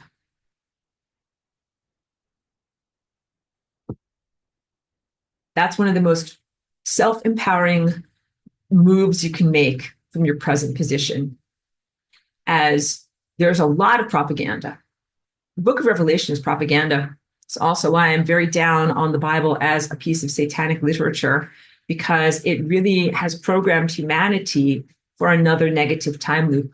another destruction, but then like the phoenix out of the ashes, construction of a golden world. And also, I should be equally as critical of the Hindu world because there's the cycles, the yugas, Yuga, like the Kali Yuga is the darkest, most destructive cycle of reality that comes right before a golden age, right? Very, very similar to the book of Revelation, a time of total destruction that comes right before the golden jubilee of resurrection and divine reconnection and reconstruction of the world. And these are all like very destructive paradigms that directly relate to the circumstances that you are emanating from, that you either have just experienced a catastrophe in Atlantis or you're poised to experience that. So it's easy. Bad trauma, unresolved trauma. Here's a bad thing that happened. And then to just keep on having the same echoes because it is an unresolved or non-recognized trauma and your self-creation of negative time loops. So on the one hand, you take responsibility because you're like, oh, I'm self-creating these negative time loops. But on the other hand, you're like, look, these are impossible events that none of this stuff can even be happening. Why should I be responsible for breaking these negative loops when technically these negative loops could never even happen? Like, it is not a problem to be solved by your rational mind. Please know about that. And wait, let me get to this while it's so relevant. Charlie B says, you don't need bad musicians to appreciate what it means to be a good musician. And that's attributed to me, Aurora. Charlie B, thank you. Thank you for being here. Thank you for being a long-term student and participant and for your mind. And thank you for quoting me back to me. Exactly. It was very relevant. I wanted to say it while it was very relevant in our conversation. Thank you for that. Just kind of recollecting myself. What do we do in this moment now? Like, this is kind of what I wanted to, this is totally extracurricular now, because I had a wonderful conversation actually with a group of people in a different, in a different Zoom, in a different classroom setting, where we're really talking about what to do with these souls, errant souls, consciousness that has gone off its track, consciousness that is off its path. What do you do with this? Let's get into practicalities. Let's really apply these generalities and concepts to your actual embodiment existence in this moment now. Let's bring it from the general to the specific and actually give like real life experiences. So, because I think this is the biggest thing that I can talk about. So in my notes, I actually didn't send my notes around for lesson 19. I will include that in the archive, but I talk about energy and entropy. Okay, now I'm getting comfortable because I'm like, oh, good.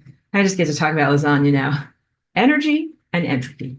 These are, of course, two positions that are the oscillation of singularity. One central convergence point that can maintain various different positions in the larger context of hyperspace. Hyperspace is the room that contains the room. It is the room that contains time space, okay? So there's only one singularity, and singularity is oscillating into various different positions. And in some of its positioning, it is total energy, which is what most people are familiar with in the definition of the word source, or the source, or the zeroth dimension, 0 point, or singularity, but not transhumanist singularity. It is defined by, I already lost it. It is defined by, I'm telepathic, total energy, lots and lots of energy, lots and lots of intelligence, moving very fast. In fact, moving at infinity speed, not even moving at light speed, moving beyond light speed, faster than light. Total presence of divine consciousness, the presence of every single overlapping possibility that can ever be, of every single time event that ever was, will be, or could ever possibly be. That's a lot. And it's all overlapping in one tiny, tiny, tiny little place that is moving very, very, very, very, very fast. That's what we consider to be God, divine presence, the potential of all energy, a very, very powerful place. All right. Then there is its complement, which is entropy. I didn't say its opposite because in non-dualistic thinking, we are moving beyond the sense of opposites and beyond the sense of thesis and antithesis, or impulse and response. this and this, they are not just merely opposites of each other. Although my sculpture is symmetrical, which makes you think that they're opposites. It makes you think that like every action has an equal and opposite reaction. The laws of thermodynamics, like if you're going to blast off in this direction, then you're going to have an equal amount of force going in this direction. That is not what I'm talking about. Those are the laws of physics, of the physical realm. These are the laws of time and space and hyperspace, not the physical realm. So this is a symbolic language to create this formfulness that has symmetry and balance in its structure. But the truth is, this entropy can be over here. It can be over here. You can have 1 point of energy and you can have 12 million different points of entropy. That would look like a lasagna that's, in all these different places. And when I do lasagna, I'm doing lasagna in all these different places. I am not merely jumping up and down or moving back and forth or moving side to side. These are simplifications that I'm giving to you so that you can comprehend what I'm doing. But if you actually saw lasagna with your third eye, you would see a wild maelstrom of all of these different twists and turns and whirls and swirls. And some of them would be going towards energy and some of them would be going towards entropy. Non-dualistic thinking is the recognition that some levels of consciousness or awareness or entities or sentience are de-evolving. Some of us are going towards greater levels of wisdom. That's what everyone in this class is. You're all the good people. You're all the good students. You're doing your math homework as correctly as you possibly can. And when you find out, well, like, here's a mistake, you're like, oh, my mistake. Let me fix it up. Because you are evolving. You are accreting more light. You are getting smarter and more intelligent, not only on a cognitive level, on a soul level. You are accreting light, which is equivalent of wisdom of experience. When you take my path of light, you'll get this. You are literally a piece of light from the continuum of light that is here to become more intelligent and to gain more information and wisdom in what you are as light. And then you return to light. And light is really all there is. This is our journey, but not everything and everyone is on that same journey. This is one of the most crucial teachings I can bring to you. And it really relates to everything that's in the lower astral and why you want to stay away from that poop crapola. And everyone who created this, because those towers didn't just erect themselves and those subcutaneous pollutions didn't just inject themselves. Remember me saying that. This is big, big, big stuff, all right? Because that system, this negative, hugely corrosive system, if it could invade your planet without having to assimilate human form people in your community members, it would. Basically like saying, if it could do it without human somatic containers and human physical bodies, it would. It would just be, a crappy, very poorly formed and insane artificial intelligence tool, not even like, whatever, an augmentation of intelligence. Because when you guys hear artificial intelligence, you think like, oh, it's more smart than me. I'm like, no, it is not more smart than you. It is actually much more stupid than you. But I have to choose the correct words to be able to communicate this to you. And as soon as I go into all of those tangents with language, then all of a sudden, you're like, I'm lost. So don't get lost. Get back on track. Those systems, those networks, and the anti-intelligence that is running those systems and networks, if it could just do this invasion without human somatic containers and help from humans, it would. It would be a bunch of clank, clank metal technology and tiny clank, clank particles and all these different fake meta materials sprinkled throughout your world, and then it would invade, right? But it can't do that, as evidenced by what is going on. If it could invade without human helpers, it would, but it couldn't. So it needed someone. It needed to get inside of some human-shaped containers and scoop out the original persona and animate them as if they are humans, and then get those formerly human, now AI-filled husks to go around doing things like erect telecommunications infrastructure, like fund the erection of telecommunications infrastructure, and also create the subcutaneous pollution science juice to go into people and fund and create and support the agenda to place those pollutions into people's skin and sometimes up their nose. All of this required human infrastructure, and I can no longer call them humans. And this is very, very big stuff. Not everybody is evolving and accreting light. Some creatures, organisms, organizations, and levels of consciousness are going to entropy. They do not all have the same destination. Not everybody has the same destination. In really achieving the highest perspective, the highest self-viewpoint, you come to comprehend and to accept unconditional love. We're not talking about love and woo-love. We're talking about unconditional acceptance of the true nature of reality. Not everybody has the same destination. So we know this source over here as the destination. We came from this immense, fast, speed, metabolism, intelligence, hotness, light, energy. That's where we came from. And that's where we are going to return to, having come into physicality, and then we raise our energy back to that level of, again, speed, fastness, intelligence, light, hotness. But not everybody's on the same journey. Not all pieces of consciousness will make it back to light speed and beyond. That's a huge piece of information.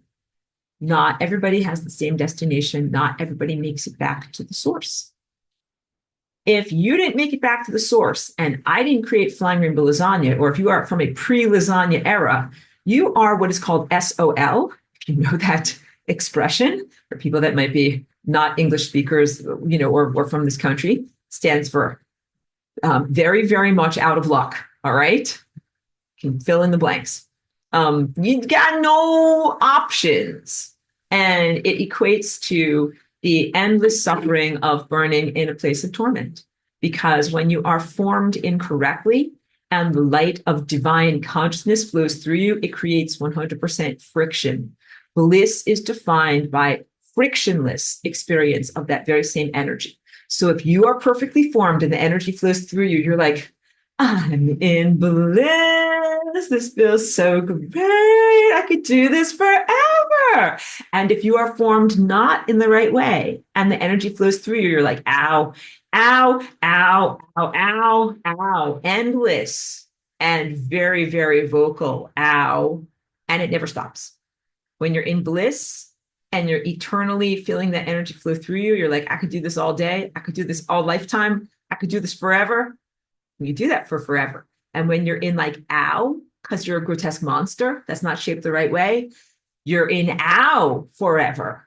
And that is a very funny way of talking about something that is very, very sad. That is the most crushing, horrific pain and degradation that a level of consciousness could ever experience, because not just random stuff, because of volitional choices that it made that deformed it to that point. Determinism says, it's not my fault. It was written in my DNA. Someone else made me do it. The devil made me do it. And AI inhabited me. I blame everybody else but me. It's not my fault. And that's not truthful. I wanted to use stronger language there. But that's not truthful. And I invalidate it on every level, because free will is the truth of the cosmic infrastructure.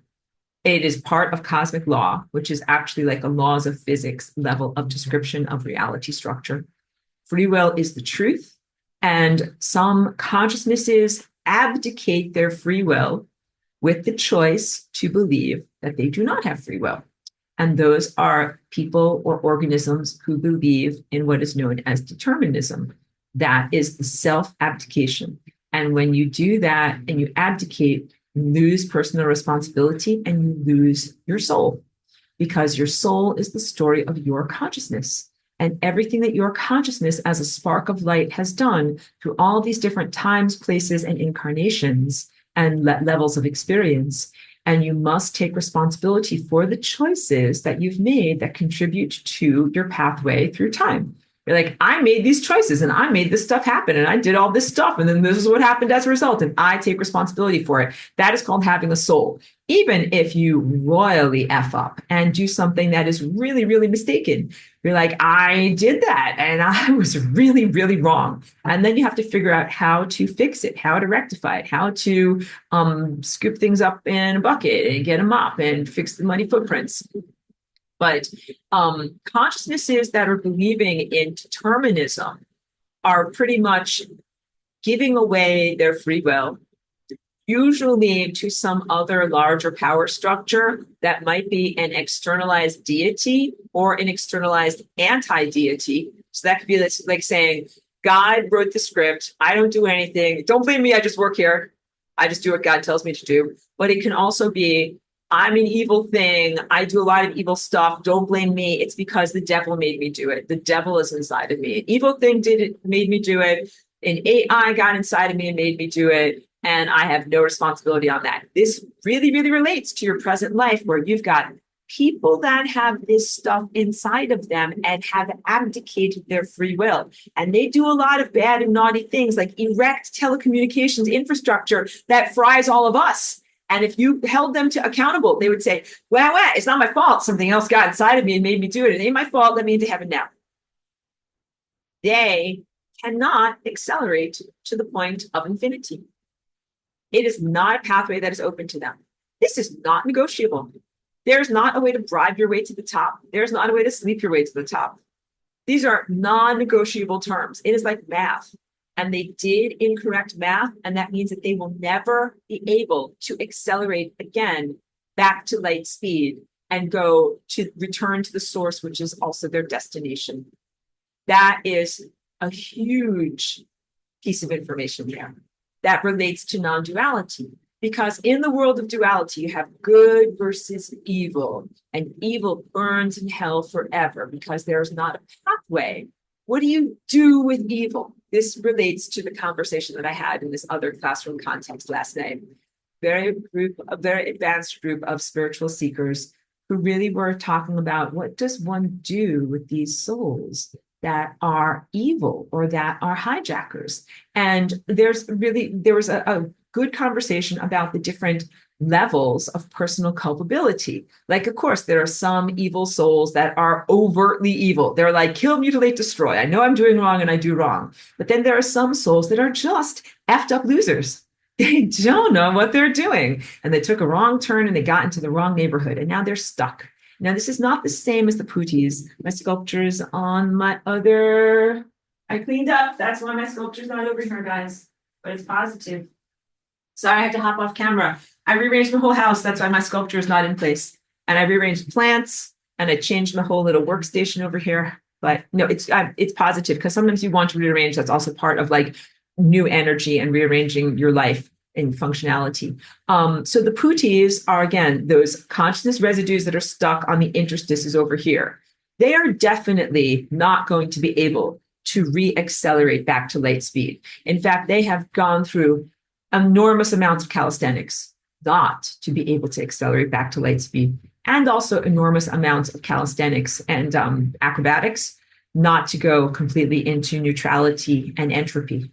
They are very, very intentionally in a state of hovering limbo, which is not the same as eternal life.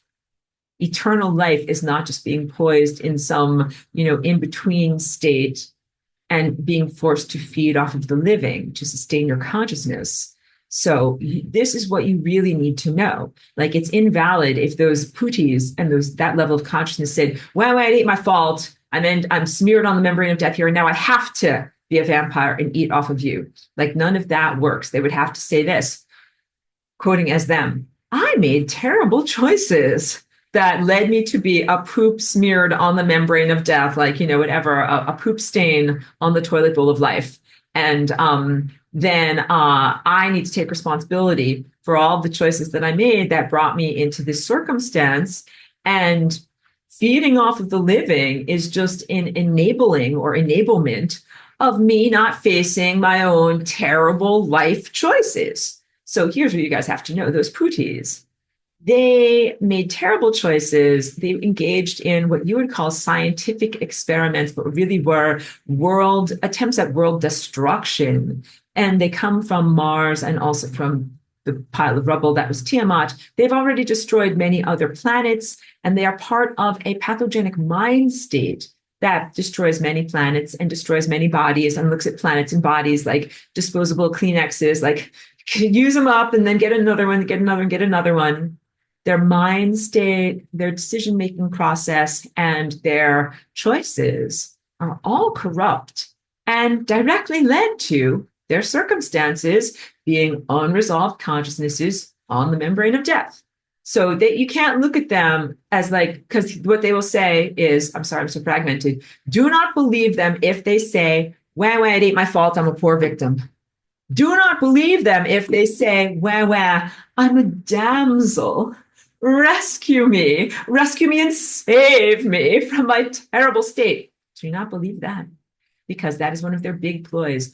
For those of us who are positive, who are responsible, who are divinely connected, we have an innate sense of generosity, an innate sense of care, an innate sense of responsibility, not only towards oneself, but towards others in community and towards the context of time space itself. Care. And these pooties and consciousnesses that are like them prey upon that tendency that we have to care, to say, care about me. Like I'm trying to be like the most fake actor in the world, like, care about me, save me, like, I need your help, I need your help. And they'll push all of your buttons. And it's not healthy and it's not appropriate because they have made choices that they must take responsibility for. And you would be a big giant enabler if you were like, there, dear, don't be upset about all those terrible choices that you've made that led you to be a horrible, grotesquely distorted demon vampire feeding off of the living, in some hell realm. I'll rescue you and bring you forward in ascension to heaven, right? Okay, don't do that. Don't fall for that. This relates to the conversation that I was having with this student group last night, because people wanted to know about soul hijackers. And this is a real thing. Because, when I came in as Aurora and I'm a galactic walk-in, for anyone who doesn't know me, like, I can't believe this is the first video that you're tuning into if you don't know me. Wow. It's like tuning into like whatever, episode 12 of the 12th season of a very, very long running show.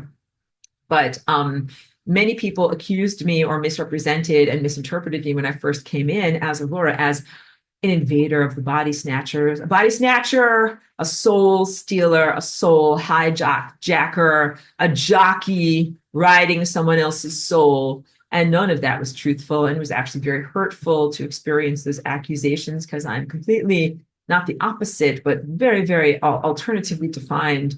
No, I did not destroy the soul of the woman that had this body so that I could get inside of the body. I did not scoop her out like with a melon ball device so that I could implant myself into this body.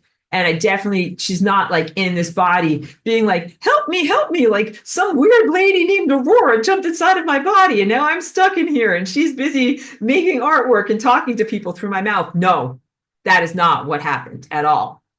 To clarify, this body was almost fully destroyed because the dark side was trying to destroy the soul of the original natal inhabitant, the natal soul that was born into this body and created and generated this body and sustained it for, almost 3 decades before this event happened, and to then install their own fake thing that is a soul stealer, that is a perpetrator, or something that is unworthy, that can't get its own existence, like it is not meritorious enough to achieve its own body and its own existence. So it would kill someone else or destroy their soul and then take their body and inhabit their body.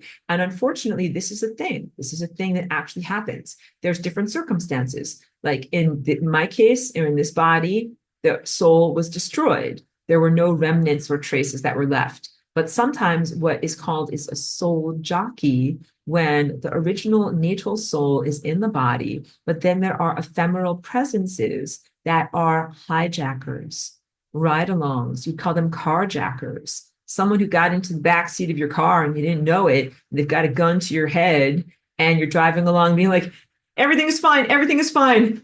Just doing what my captor tells me to do. Do you understand? Like a person whose soul is being held captive by these very horrible consciousness-based hijackers, and the hijackers take zero responsibility for what they're doing, and they don't have their own bodies because they fell into some misadventures and now they don't have their own bodies. And what they're trying to do is find some way to get resources and have experiences in spite of the fact that they don't have bodies. Hold on one moment. We're going to pause for bribes. For that pause, and Charlie B, I'll get to your comment in a moment.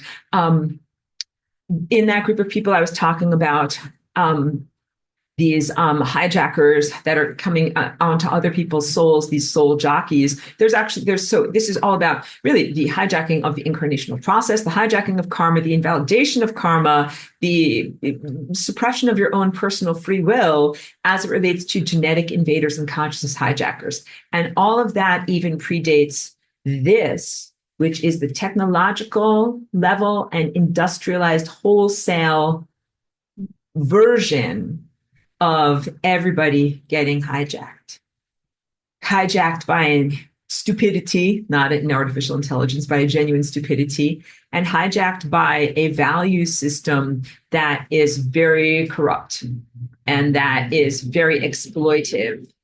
So the question is what to do with these different types of souls. Some souls are overtly evil. They are like the Pujis, having experimented with time and other levels of distortion technology and gotten them into themselves into a horrendous, impossible situation where they then feed off of you.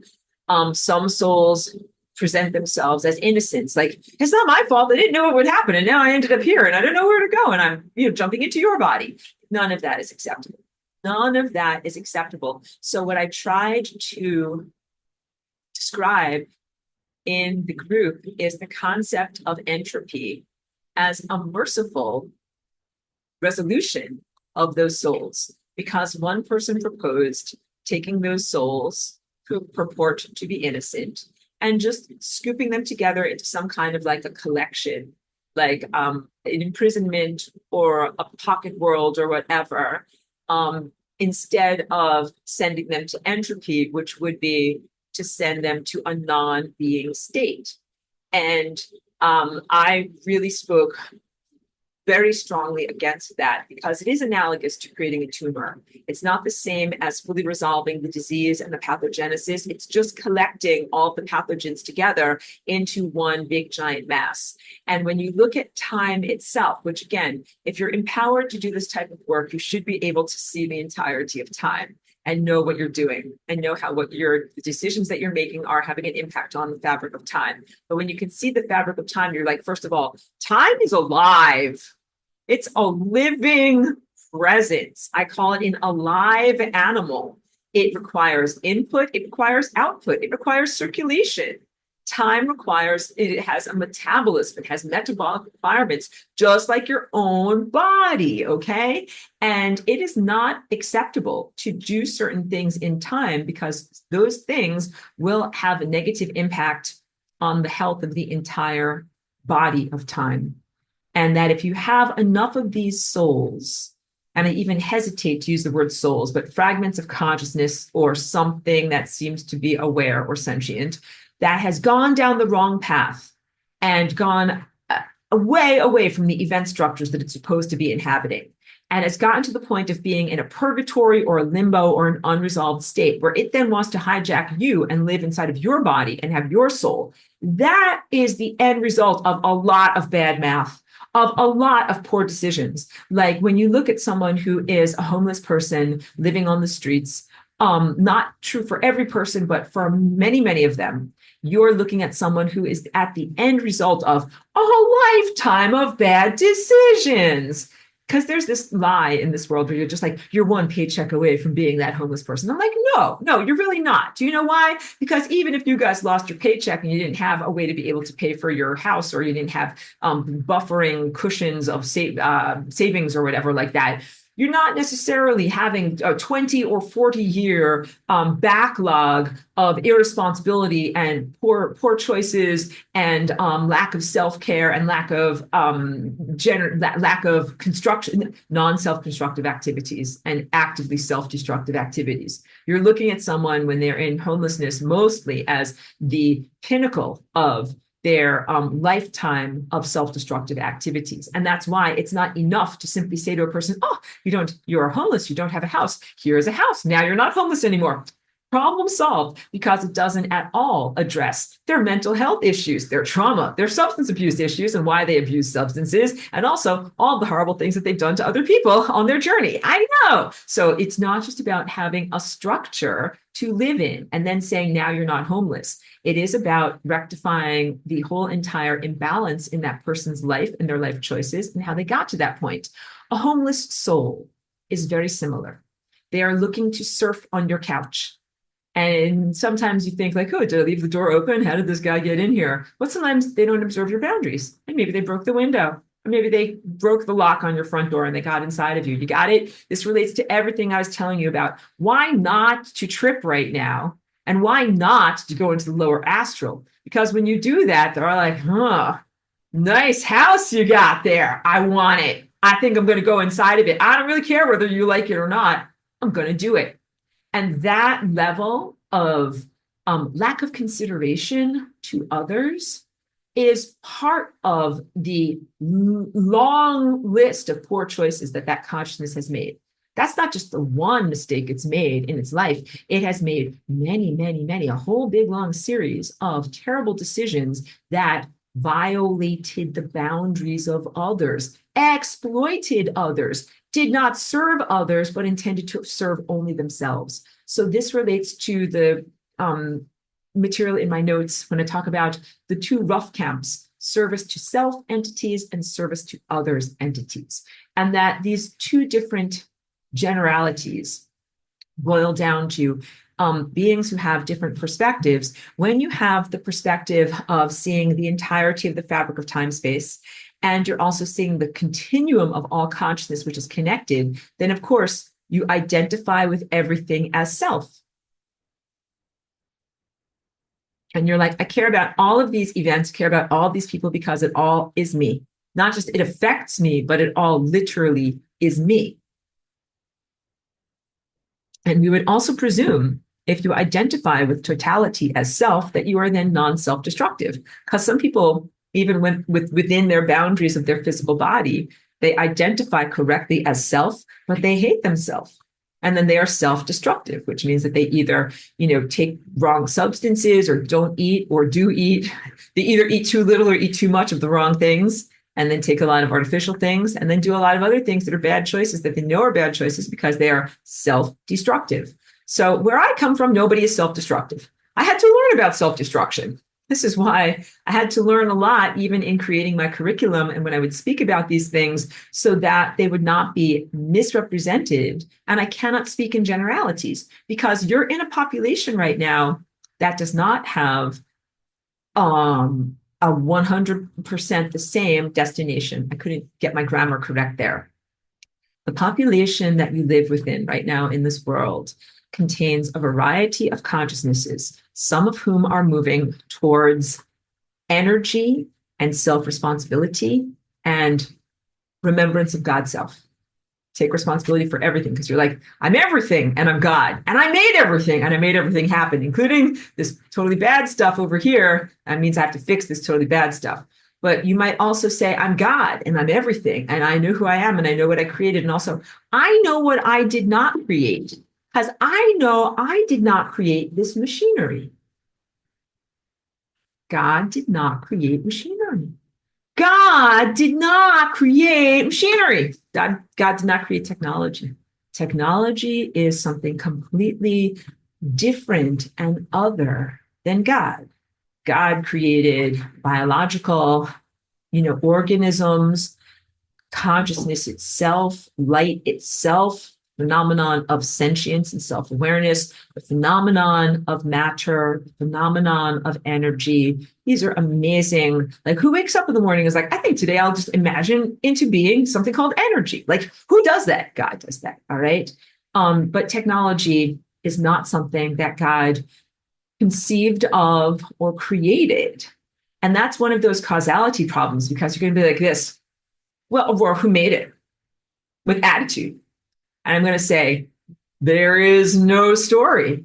There is no causality factor. Technically, it is something that doesn't exist and could not exist. But we're clearly dealing with it because I'm on the Zoom with you right now and technology exists. So at a certain point, you're just like, yeah. Don't quibble with me. Just like, pay your internet bill, talk with me over the Zoom. I'm like, I know, but technically nobody created this. And one of the hallmarks of artificial intelligence, genuine stupidity, and technology is that it is not generative. It is not creative. It doesn't just spontaneously make stuff. God makes stuff because God is divinely connected and has creative life force energy. So basically, stuff that does not run on creative life force energy is stuff that is not created by God. When you are a part of the New Age world that says everything is God, except for the stuff that's not God. Just please remind them of that, because all of these MacBooks and everything like that, this does not run on divine biological energy. This just runs on electrons. That is not the same as something that is alive. So things that are alive and that run on life force energy are divine and are divinely created. And technology is not divinely created. What do you do when you have a biological somatic cellular container that is run on life force energy, but they either scoop out the original inhabitant or subvert that personality because the body gets all of this stuff inside of it? Biological container filled with this stuff. What happens then? You have, technically, this stuff is an impossibility. Technically, this stuff shouldn't even be in existence. Like this MacBook shouldn't even be in existence, but it's here. And this stuff is part of the realm of five senses that you can see it under an electron microscope. You can even see it under just a regular, very strong microscope. And that means that it's something that is provable to the five senses. So this is just as a brief aside. I'm an intuitive. That means I'm not a scientist. I don't have a microscope or a telescope. That I use my mind in order to be able to learn about things. So everything that I've been teaching you about these tiny structures and their behavior and what they do has been from looking at it with my mind and focusing on it with my tendril of attention, and then learning about it really in my responsibility as a visionary to be able to then give you information and warn you on your journey about things that you might not be able to see and perceive.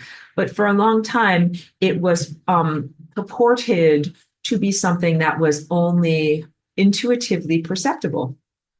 And when it has been found microscopically and validated on that level, then I'm like, well, it's not just my intuition. Now it is something that is seen with the five senses and exists in the world of rationalism. And then it is part of consensual reality. It's not just my personal story or your personal story. Then it is something that exists in the realm of shared story that we call real life. All right. So this tiny microscopic structural false neurology genuinely exists, and it has invaded a large proportion of your population. Now, there is some of it in me and in you. And so we would count as being invaded, but we have not been annihilated by it. We have not been assimilated by it. These are different levels or categories of description. Thank you. When you can have it inside of you, and it might be annoying you, like buzzing flies around your head, or errant thoughts, or even weird sensations or body pains, but you're still yourself. So you might be distracted, or you might be in some ways diminished from your natural behaviors, but that thing is not running the show. It's not the driver in the driver's seat making you do things. And that's who you are while you're in my class, and that's who I am. And I fight against this with everything I've got to keep my own body clear and also to clear out as many other people as I possibly can if I have enough extra energy to be able to do that. But there are some people who have a completely different agenda and approach. Some of them say to this stuff, come inside, you're allowed to come inside. Some of them literally said to this poop crapola that it was allowed to come inside of them. It was allowed to take over their mind, their cognitive architecture, their perception, and to control not only their behavior and their thought processes, but even the metabolism of their body, and to make them walk around and do stuff. Those towers didn't just erect themselves. And the subcutaneous science juice didn't just inject itself. If you were a tiny, nanoscale, mean thing that wanted to take over a world, how are you going to get yourself underneath people's skin? I know they fell from the sky for a long time, but it wasn't enough because you were very strong and you resisted. So they were like, we're going to have to somehow get injected under the skin. I know we'll get help from the assimilated. And some of the people allowed themselves to be assimilated and then to place these assimilation artifact facilitators underneath other people's skin. If they could have done it without humans, they would have done it without humans, but they couldn't do it without humans. And so some humans became something other than what is human because they allowed this level of assimilation. What do you do with those people? They have made a string of terrible choices, even more distressing than a professional homeless person that's got a lot of life junk to clean up before they can really be a housed and contributing member of society. The people that have allowed themselves to be assimilated by these tiny scale architectures, they have a lot of problems in their value system and in what they would allow or embrace. Of course, some of the ones that I'm talking about are in the medical industry, but some of them are literally dark magicians who allowed this to come inside of them because they consider it to be an augmentation that turns them into die Übermensch, Superman, or the $6 million man. If you remember that old show, the beginning of the show started out saying, we can make you better, faster, stronger. And then it shows him getting all of his microchips put inside of him and he can run very fast on a treadmill. Some of them believed the propaganda that your physical body and just your divine connection was somehow inadequate. That's right. Michelangelo is saying, Steve Austin. That's right. You know the mythology here, or the fictional story. Some of them mistakenly believed that your body is not enough. Body is not only enough, your body is a supercomputer that is even better than any kind of cyborg $6 million man, Steve Austin. I know, but you're in a very, very united place where people think like, well, I could never run as fast as a machine. I'd better become a machine and then I can run, very, very fast. No, that's actually not how you run very, very fast. That is how you destroy yourself. So some of these very insecure and very, very poorly informed humans chose to willingly let this stuff come inside of them in the hope that it would help them and augment them to be more than you. That's a big thing. That's a big wrong thing. That someone is actually hoping to not only hack the system of reality, but to supersede you in levels of competition for resources and empowerment in the physical world. Like, you're all just running on regular legs, but Steve Austin has bionic legs and he's going to be better than you and faster than you. And then he's going to run faster than you. A lot of these guys that agreed to this implantation are power abusers. And they're like, yeah, I'm having trouble power abusing over these people because I'm kind of an equal to them. But will you please augment me with a bunch of genuine stupidity implantations? Because then I can feel like I'm better and faster and able to control the peasants. And they're not going to fight back effectively against me. You understand? That is what a lot of these people chose. And in the question about soul jockeys and what to do with these souls that are either overt hijackers or errant souls that went down the wrong road and now they're just like, SOL, then what are you going to do with them? It's just totally erroneous to think that they are innocent and that they are not responsible for what they do. All right. And let's say, even if you were totally innocent, if you're like, oh, like, what's this strange pathway? I know, I'll just go down there. I have no idea where it goes. I'll just explore it. You're a soul. And then you find out, like, oh, no, like, I went in totally the wrong direction. There's no way for me to get out. And then there's no place for me to go forward. Then what do? It is a particular level of evil to choose, oh, like, I'll hop into someone else's body non-volitionally without an invitation and take over parts of their life. That's its own level of extreme chutzpah to do that. It's a Jewish word, it means gall or overreach or violation. And it's not okay. It's an enormous amount of hubris as well. And those are the very same consciousnesses that will present themselves as poor damsels who need to be rescued. Like, they are trying to violate other people and doing the most evil thing they can possibly do. They are not damsels to be rescued. I think that all of that disingenuous, naive fakeness needs to just be wiped away. That is actually a layer of insanity that is part of the system of justification that justifies the unjustifiable. You would never do it. You would never do it. If you went down the wrong road and you find yourself totally effed with no other options, you would not choose to violate another person and steal their life to get out of your own bad situation. That's it. Just like you wouldn't steal bread from another person and make them starve to death just because you're hungry. You wouldn't do these things that are being done by others.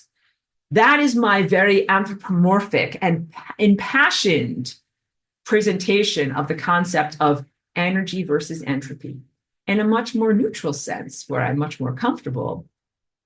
Some of us are making choices that are in alignment with divinity and are in alignment with personal responsibility, and that leads us towards soul evolution. Every time you take responsibility in your life, you're evolving and you are growing more light and more wisdom. Admitting to flaws and mistakes is how you actually grow.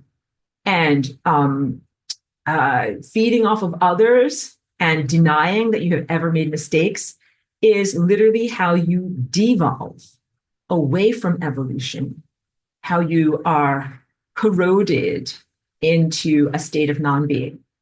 That is what entropy is. So the real teaching that I have here is that entropy is not something that I invented. God really invented entropy. But what I invented was a direct pathway to entropy so that these errant consciousnesses did not have to simply go through all of these horrible possibilities and time knots and time convolutions in order to find out that they went in the wrong direction, and in order to find out that they're out of gas and they have no more gas. Because while they're busy, wildly careening out of control, bumping into you in your life, they cause an enormous amount of destruction. And while they're on that journey of getting less and less and less energy and pooping out and devolving, it creates huge amounts of turmoil and discomfort in the fabric of time itself, and time is an alive animal. And what I invented was a direct pathway to entropy for those errant pieces of consciousness, and also a direct way for you to be reconnected to your own divinity and your own Christhood. So again, I did not invent divinity, I did not invent Christhood, but what I invented was a pathway for you to be able to reconnect when you had been really artificially severed and distorted from that connection. So the events of ancient Concarn Atlantis are the story of that disconnection from your own innate divinity and your own divine soul.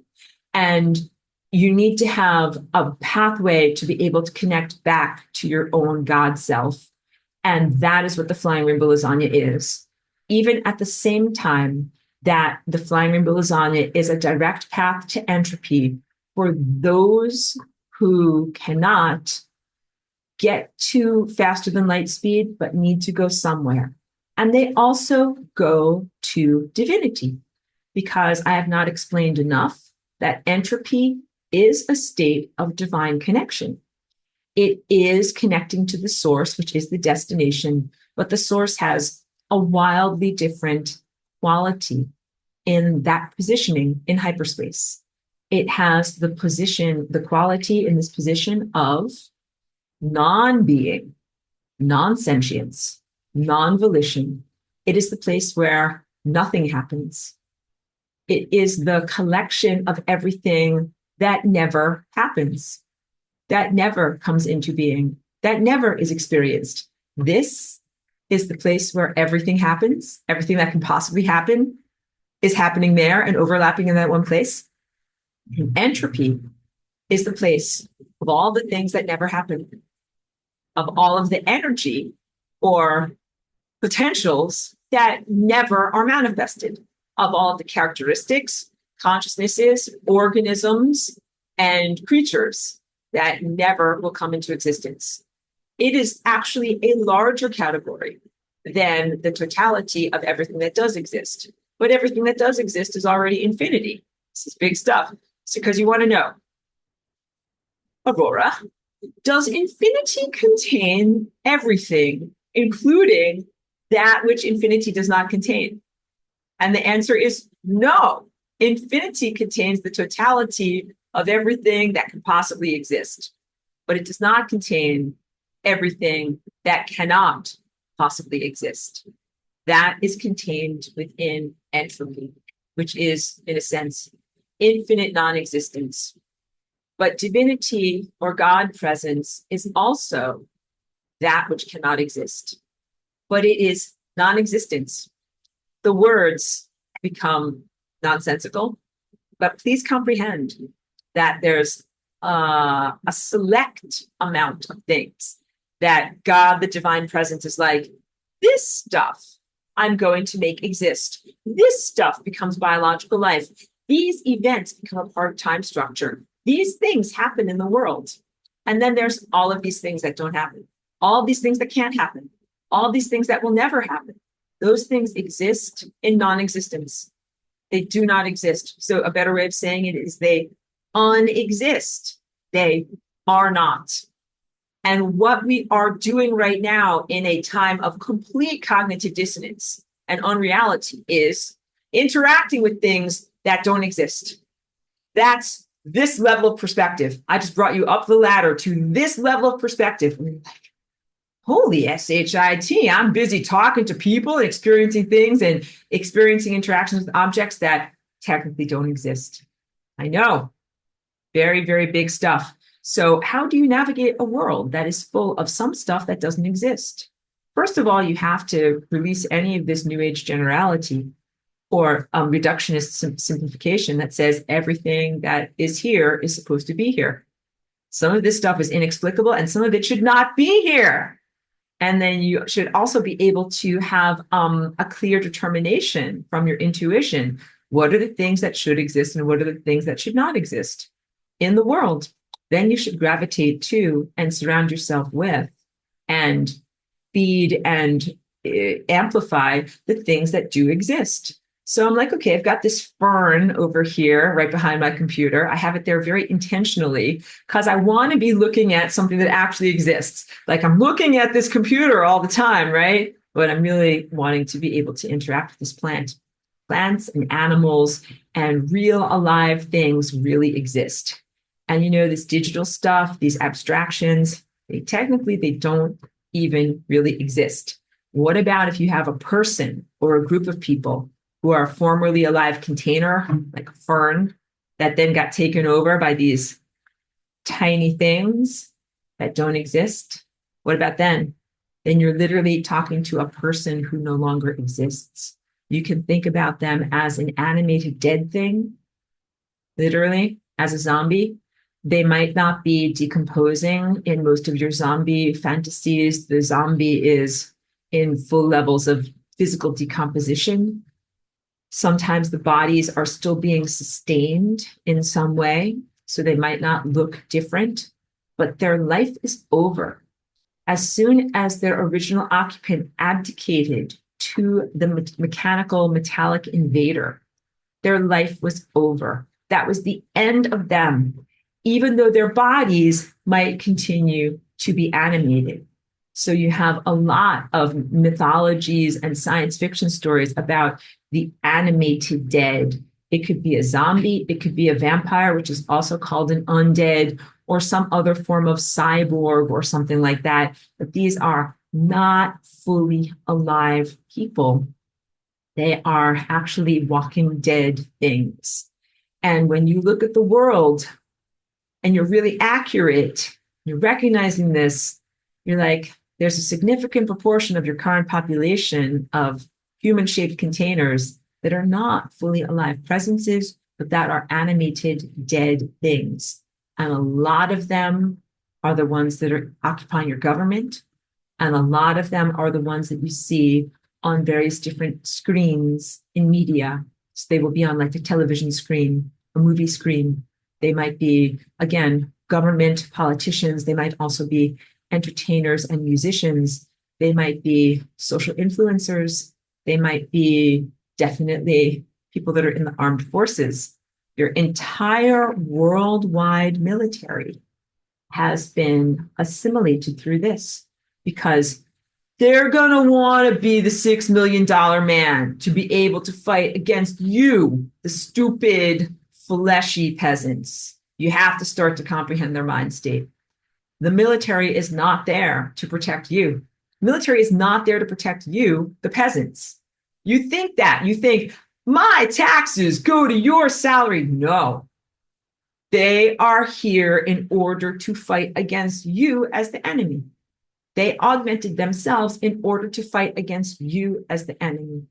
You with your divine connection, you with your light expansion, you with your process of soul evolution, you going towards this moment of totality state. They are fighting against you. They want to prevent you from realizing yourself as God self. They want to stop you from ascending. They want to keep you in levels of amnesia and personal diminishment. And they are very, very happy to create infrastructure that augments them in their technological infestation and diminishes you in your natural, divinely connected state. That is what Antichrist hardware is. These things that I hold up on my pad, this is Antichrist hardware. And the towers that didn't erect themselves, that is Antichrist hardware. And the Starlink satellites in the sky, that is Antichrist hardware. And Elon Musk is not a good person. And he's got a big, giant glamour. His glamour is like several feet thick. That is like a false shield. That's just like, I'm a good person. But once you get through that glamour, he's like, he is overtly, overtly evil. And his intention and agenda, first of all, he knows that he's from Mars. He knows that he is not an original inhabitant of this planet. He has come to this planet in order to rape the planet of resources, build an imprisonment network around this planet so that that way the original inhabitants of this planet are stuck inside. And then he wants to go back to Mars, but he wants to use your resources to do it. He wants to come to this planet, take Earth resources, use Earth resources to make a bunch of these satellites, Earth resources to make a bunch of rocket ships, Earth resources to make a bunch of whatever domed cities to fly away and colonize Mars. And then he wants to seal you in, like sealing you in with plastic, saran wrap you into your planet, keep you in a Tupperware. And then he wants to be somewhere on Mars, which is where he actually belongs. Because you know what? He should take responsibility. As an inhabitant of Mars, he should take responsibility for what happened on Mars, which is he destroyed himself. This is when self-destructive behavior is not owned by the person who actually did that to themselves. He made choices along with the other inhabitants of that planet that totally destroyed themselves. They destroyed their own planet. They destroyed their own bodies. They destroyed their own infrastructure. And then they didn't have anything. And then they said, we're poor damsels. We're going to come to your planet. And that's the moment that we face in ancient concurrent Atlantis and right here, right now. It's actually not a done deal. It is not an invasion that has already happened. They are heading to our world. And you are not obliged to allow this to happen. You must not be sympathetic. You must not enable them. If somebody destroyed their body, literally, just use bodies as an example. If somebody decided to, whatever, jump off a bridge, apologies to people who have survived suicide, like I know it's a difficult topic, but if they just tried to destroy themselves and they broke their body into a million pieces, and they didn't have a body to live in anymore. And they're like, now I'm a disincarnate spirit. What am I going to do? I know. How about I go into your body? We would call that demonic possession. We would say that is highly illegal and totally not acceptable and totally not part of the social contract. So when you learn from the teacher 2,000 years ago that you know as Jesus Christ, love thy neighbor, that is part of what is known as the social contract. Treat your neighbor as yourself. Treat others as you would wish to be treated. But that does not extend to artificial architecture, like these tiny fibers and artificial intelligence and smart dust and things that are assembling in people. That smart dust is not your neighbor. That satellite is not your neighbor. And someone who is an invading demonic possessor is not your neighbor.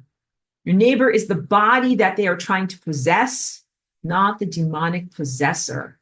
And if you remember the teachings from the teacher from 2,000 years ago about what he purportedly did, he drove the demons out of people, even though I don't want to take these stories because it gets very convoluted because there's a lot of satanic distortion going from those teachings. But if you ever need to fight back using those teachings, be like, yeah, no, Jesus said, love thy neighbor, but he didn't say love thy demonic neighbor. He actually said, cast out demons and send them to hell where they will suffer eternally. All right. So if you had a person who destroyed themselves and then wanted to demonically possess your body, would Jesus say, oh, I love you, poor you, and bring it in. Let's have bro hug. Let's have a hug. No, he would say, I cast you out. You're a demon. You now need to go to hell and suffer eternally for these terrible choices.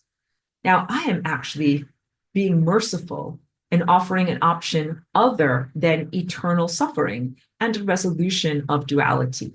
It has consistently amazed me that these self-serving and parasitic consciousnesses and consciousness residues wouldn't jump on it immediately, because they are very much about serving themselves, doing what feels good and doing what's expedient. And I'm like, hey, I have the ultimate expediency for you. Just go to entropy. And you don't have to go slowly devolving over millions or billions of years and then finally hit rock bottom and go to entropy. You can go to entropy right away and cease to exist and relieve us all of your misery. And they don't do that, which I find, again, to be amazing, because when I first created the Flying Rainbow Lasagna, I thought that would be a no-brainer. Even a shambling zombie would clearly choose to go into a state of paradise instead of suffering, especially when these guys are defined by like their laziness, their crappiness, and their desire for sensory pleasures, right? But they haven't been doing that, which is also, to quote that movie, inconceivable. It is incomprehensible to me that they would not choose that. So then I sometimes go into levels of wondering if they have free will, if they do not have free will, if they can choose, if they cannot choose. And it just becomes too much mental Olympics. But just know that it's total, it's just added to the list of things that don't make sense and things that should be behaving much more differently than the way that they are presently behaving, because non-duality is the resolution of all of this suffering. I'll get to all of your wonderful questions. In non-duality, there is no longer the need for these unresolved dead things to feed off of the living or try to do soul jocking or soul hijacking, because they are in a peaceful state of non-existence. And in these resolved moments, it is not necessary for those of us who are alive and biological and have been following the rules and making good choices and learning and growing and becoming more and more wise to host these things in our bodies, or to constantly fight against them, which is my life right now and has been my life for at least the past 4 years. Very low quality of existence in terms of construction and collaboration and community and creativity. as I spend most of my time clearing out my body of invaders and fighting against invaders that are trying to come into this planet. So that whole entire struggle is resolved. That is what the world of non-duality is really about. That is what the world of flying rainbow lasagna is really about. It means that you finally don't have to spend 99% of your energy fighting against putis, trying to maintain your balance when something else is trying to pull you off balance, shielding yourself from things that are trying to eat you or trying to drain energy from you, trying to claw back energy that's been stolen from you or stolen from others, or to prevent further exacerbations and further corrosions of your boundaries, which is what most of our existences have been up until this point. Imagine what it would be like. You finally get a chance to relax. There's no psychopaths. Think about how much time you spend in protecting yourself from psychopathology. You could just walk down the street and you could be totally naked and you wouldn't have to worry about someone trying to rape you or steal you or kidnap you or hijack you or sexually traffic you or whatever it is. There would be no one in the world who would do that. So let's talk about the military, because the military is literally a construction that is made to supposedly protect you, the peasants, from bad men, bad guys, the boogeyman who wants to hurt you in some way. And maybe the boogeyman is another nation state, and you need to be protected from them. And when you have no more psychopathology in your world, you don't have the need for a military anymore, because the military there's nothing to have to be protected from. In your world right now, the boogeyman is the military. The military has been completely assimilated by this stuff. Either this stuff came to them and said, hey, let me come inside of you, you'll be the Ubermensch, and they said, yes, or they said no, but they put up a fight that was so wimpy that they got taken over. That does not speak very well of your military. On the one hand, I'm happy that they're crappy because it means that I can defeat them. But on the other hand, that is very, very crappy. They should be the strongest, best warriors of your world with total integrity who would stand up against anything and never allow bad stuff to happen to you. That's who should be in your military. Instead, you have the weakest, worst, wankiest losers who folded whatever, like a cheap shirt, and allowed this stuff to come inside of them. And then, key point, to hijack not only their bodies, but to hijack your military infrastructure. Yeah, the millimeter wave that is in your world and the towers that were erected, that is a military grade weapon. If these little invaders could have done it without humanity, they would have. If they could have done it without taking over your military, they would have. They didn't have that infrastructure. They didn't have the tiny things, didn't have their own towers to be able to emit their own self-assembling frequencies. They needed to get your military to do it. And the military was happy to do so. The military, there's not a way to work for the military and not be assimilated. In positive language, everybody who's in the military right now is assimilated. People will say, but my grandfather is a veteran of World War I or World War II, and he was a noble, blah, blah, blah. Like, okay, grandpa was riding on the cavalry in World War I. That's great. But right now, everyone who is in the worldwide military is literally assimilated into this technological hive mind. And they are acting to destroy you. They are acting to assimilate you. If you assimilate into their world, then they will attack you less, but they will not attack you. They will attack you less, but they will still attack you. They're trying to give everybody cancer. The millimeter wave is designed to not only suppress your consciousness, but also to destroy your biology. And they have no problem with giving everybody cancer. The very body that is supposed to be protecting you from psychopaths in other nation states is actually here irradiating you and giving you cancer. They have no problem with that. They have zero qualms. They are profoundly evil. And it's not just the military. This is also intelligence agencies and your government, because who funds your military, who funds your intelligence agencies? It's your government. And all of these aspects of your social fabric have been infiltrated, assimilated, and then weaponized against you. What do you do with those guys? Can you uncancer a cancer cell? Can you talk to a cancer cell and be like, I see that you're being cancerous and you're being carcinogenic and you're being very naughty. And need to stop doing that right now? Or do you say, wow, that cell has become cancerous and it can't live in your body anymore? That's the real answer. That there's not a way to whatever, what's it called? When you convert, you cannot convert. You're not going to convert a cancer cell back to being a regular cell. What I tell you about the Pooties are preying upon your natural generosity, community mindedness, and notice recognition of connection of the continuity of consciousness. And they're like, please save me, poor me, I'm stuck on the membrane of death, save me. They want to prey upon your Christhood and say, save me. Same thing with these assimilated military guys. They'll say, don't kill me, save me, take the big bad naughty boogeyman out of me and make me a human being again. Even though they made choices that directly put them into the position that they're in, where they are assimilated, and they have enjoyed using that power against you. They look down on you as stupid peasants. They love to destroy your brain architecture. So this is, I've linked to a lot of my own work that's on Vimeo, where I've done some extensive whiteboards about this, but this is about the tiny things that grow inside of people's bodies and how this is Antichrist technology and how they use that to assault your pineal gland, to assault your real Christ technology. They hate Christ.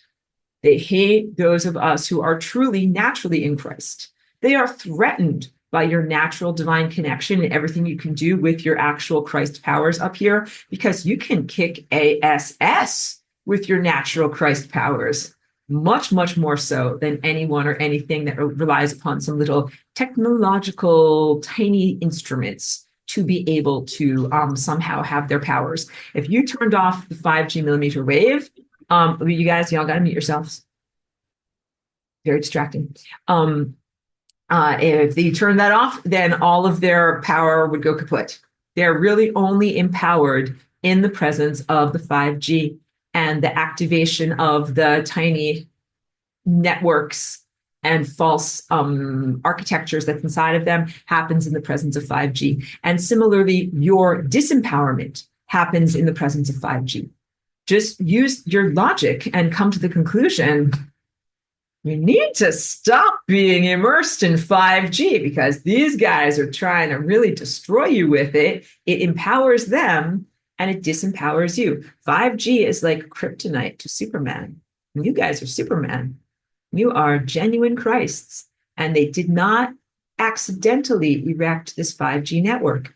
And the satellites that are in the sky right now that are for 5G, for Starlink, you have a limited amount of time to be able to fight against them, because what those satellites are doing is developing the capacity to be able to speak to one another through laser light and Li-Fi, that once they can do that, you will be almost fully disempowered. Like that will be a death knell or the final like clank of the prison closing.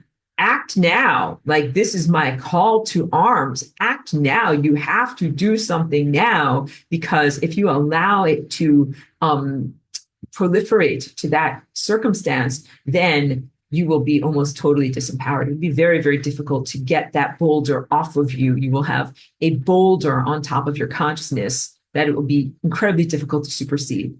That is the same parallel to what is happening in ancient concurrent Atlantis.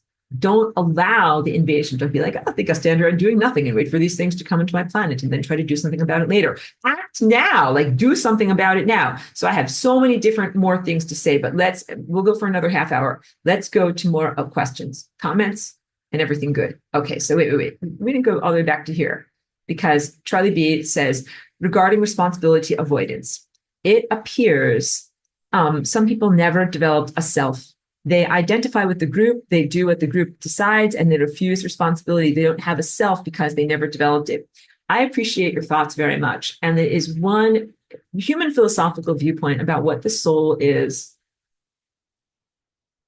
So some philosophers believe that the soul is not innate to who you are, but that it is something that is developed or earned through experience and behavior. That the more that you take self-responsibility, the more that you assert, the more that you recognize your mistakes and grow beyond them and heal and rectify the path you have destruction you've left behind you while you've been learning, that the more you have a soul. And so Charlie B is saying this, like some people never really developed, although I know I'm paraphrasing, I don't want to put words in your mouth. But some people never developed that sense of self or individuality. And so that is why they are constantly associating either with like the government bureaucracy or the military bureaucracy or some other organization that tells them what to do. And really the hive mind and AI and the tiny structure technology that's inside of people is just the most current version of that. I respect very much what you're trying to say there. And I would say that from my perspective on what I know as a soul, not everyone or everything has a soul, that the soul really is the full journey of who you are as a point of consciousness throughout the entire fabric of space-time. Every single life or experience that you've had and every single body that you've inhabited, every single, just all of your concurrent and parallel lives and experiences, that's what makes up your soul. And it's uniquely shaped for every single person. But I think that there are some people that don't have that. So now we're getting into profound stuff. In your world, sometimes you have a human that has a soul, and then they destroy the soul and implant some technology into the human, and then you have a walking dead human animated by some kind of monstrous technology, right? But there are also constructs. There are things in our world that are out and out clones, that are constructs, and there's all different types of clones. In some cloning, let's say my thumb is the prime. That means it's the original person who was born of a womb. And then they clone that person and they make clones 1 through 4 over here. But the prime is still in existence. And these clones are kind of like shambling, emanations of the potentials of the prime, but they don't have it all together, right? And if you do that, these guys and their existence weakens the prime, because energy is constantly flowing away from this person and into this. And if these guys get raped and tortured and killed and everything like that, it definitely weakens the prime over here. But you can kill off these clones over here, and then the prime still exists. In a different level of cloning, in order to create even one of these clones, the prime is incinerated. And it is incinerated in a process that is similar to what happened in Hiroshima, Nagasaki, or in the Crab Nebula in 1054. A flash of incredibly high energy radiation that instantly vaporizes the person, and their soul is kind of stuck in that moment, or their consciousness doesn't even recognize that they've actually really died, and their consciousness then animates and is connected to these emanations. And you can be like, okay, this guy got incinerated and became a clone, and then this clone started to break down, because when you're not the prime, the clones devolve. They don't have a very long lifespan. So he's like, oh no, my body's falling apart. Time to make the next clone and the next clone and the next clone. And we're constantly jumping clone bodies. But that's an ultimate dead end. If there's a consciousness that is doing something like that, there is no pathway back to energy. No pathway back to energy. Not going to save them, even if they come to you and they say, I'm a damsel, help me, help me. And you got a lot of things like that in your armed forces right now, and in your government bureaucracy right now, and in your media, the entertainment industry right now. The highest level dark magicians don't allow themselves to be cloned for that reason. They know that it is a weakening of the soul fabric. They know that it is actually a diminishment of their consciousness. And these are the guys that you will never see in front of the camera. These are like the ultimate evil in your world. They completely condescend to you as peasants. They completely condescend to everyone in the world. They're here to exploit everything, all energy, completely serve themselves, take for themselves. Some of them have learned ways to be able to extend their consciousness through dark magic for sometimes hundreds of years. They're like ultimate vampires, very evil, very gross, very disgusting. But again, they hide away in their lairs. They are not busy on a stage trying to be elected, all right? But they are the ones that are influencing the world's events of who is elected and who is invaded and what resources are stolen and how resources are shifted around in their world. They don't work at a job. They don't work at a job. They don't go grocery shopping. Sometimes I think that they don't even eat actual food, although, again, they are formerly natural embodied people who have simply gone down the path of ultimate de-evolution, destruction, degradation, and they have similarly no pathway to be able to get back to energy. But they're not cloned, but they are just monstrosities of human beings. So when you read my notes from lesson 19, I talk about non-duality. The higher dimensional perspective is that not everybody has the same destination. Those guys that are doing that and are profoundly evil, they're never going to get back home to the source by going the pathway to energy. All they have is the pathway of entropy. And they're just trying to see how long they can do it. How slowly can they peel off the Band-Aid before it's actually done? And they'd be very happy with just like more mutilation, more degradation, more billions of years of suffering. Chiki's kind of wondering what's going on, whether we're going to, we'll, a few more minutes. You can see she's coming in and out. She's like, hey, are we doing something or what? I'm busy talking about evil here. She's like, can we play? We need to play. These guys, they already know that entropy exists as a pathway. And again, unfathomably, they have chosen to resist it and not to take that pathway when that is exactly where they need to go, because their goal is really just to F things up for everyone as much as they possibly can. Their goal is not even merely self-service and being able to eat, drink, and be merry, or exploit time and exploit the world and be in a human experience and do things. They really are here to make your life hard and to diminish you. And they're kind of this sourpuss thing where they're like, well, if I'm not going to be happy, then no one's going to be happy. Like, I'm not going to just like allow you guys to be happy. Like, let's pollute the world. Let's irradiate the world. Let's make it all bad and everything for you so that you guys don't, you get it? Like the ultimate Schadenfreude, which is taking joy in others' misery. Like that is who and what they are. And this is almost incomprehensible to you and me because we're actually good people where we're like, no, like I want to be happy and healthy. I want the world to be happy and healthy. And I want everyone to have what they need. And they're like, I don't want anyone to have what they need. And evil. And I don't want anyone to be happy. You know, I'm trying to make an evil face there. But that's who and what they are like. So I think that there's different categories here. So like Charlie B, I just want to go back to your comment and I want to validate what you're saying. Yes, some people want to know about NPCs. I can already hear your question. What about NPCs? Because I'm saying some people really don't have a sense of self or a sense of soul or individuation, and they certainly don't take personal responsibility. I have spoken many, many times and said that I feel that NPCs is not a healthy concept. It does boil down to spiritual elitism and the sense that when you're looking at the world, some people are people who matter and some people are people who are empty shells who are just easily disposed of and not acknowledged. And that usually the people that are looked at as empty shells and NPCs are gas station attendants, cashiers at the grocery store, people who are working menial jobs, and background characters. And I think, no, actually, no. You know who I think the real NPCs are? Taylor Swift. Yeah, I think that that's a non-person that I just named right there. And many other manufactured people of notoriety, celebrities. They are totally NPCs. They are not real people.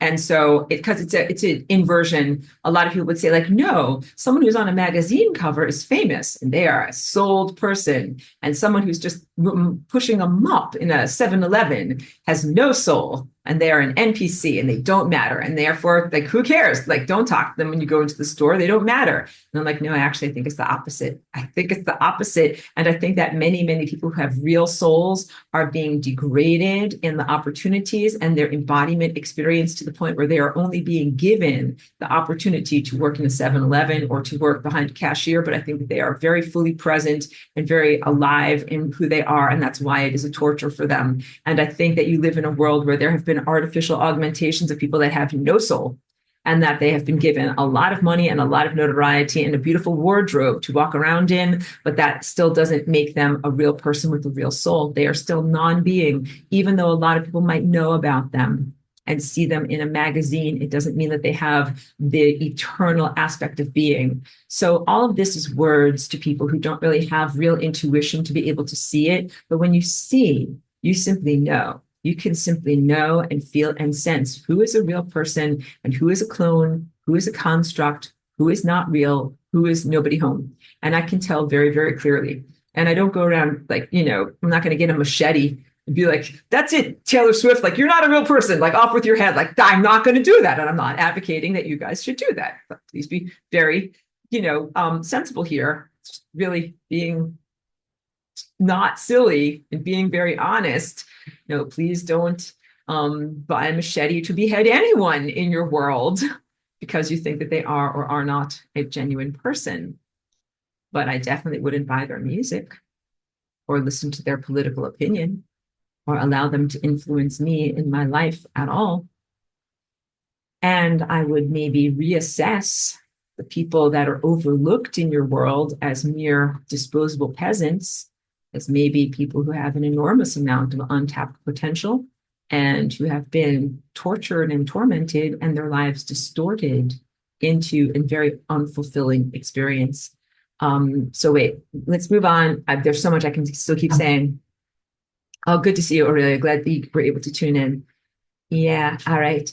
And yeah, so JL is saying about the bionic stuff. Suddenly everybody needs hip replacements. I think this is a worthy comment because I've noticed that a lot of people that are getting hip replacements and knee replacements, and they portray it as, and also maybe like dental implants too, better, faster, stronger. You're going to do great and not have that old osteoarthritis or whatever is slowing you down.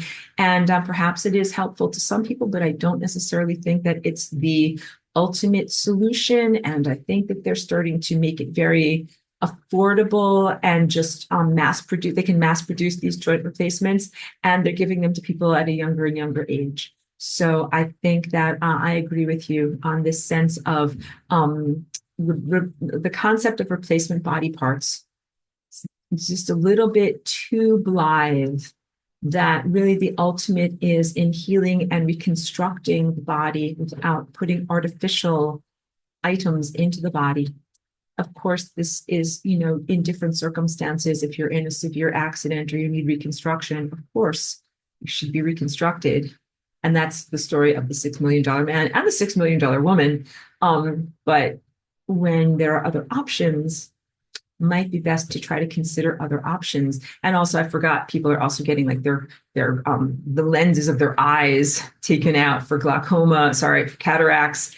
And then it also means you don't have to wear your glasses anymore. All these things, like your body is so incredibly precious. Just really, really reconsider anytime they want you to replace a body part or to remove a body part, like taking out your gallbladder, taking out other supposedly vestigial organs. Just your body is very precious. Don't just give it up without a fight. Don't just give up body parts without a fight. Michelangelo says, thank you, Master Aurora. Off to gaze, last few minutes of sun. Thank you all for your presence. I'm very, very pleased that Michelangelo is out there sun gazing. And I encourage you to do that, guys. And you can always catch me in an archive, but you can't catch the sun in an archive, okay? So keep your date with the sun. Okay, so Pedro, and thank you for being here, says, so without the DNA degradation, we should be a combination of Superman that gets his powers from the sun and Christ. Absolutely.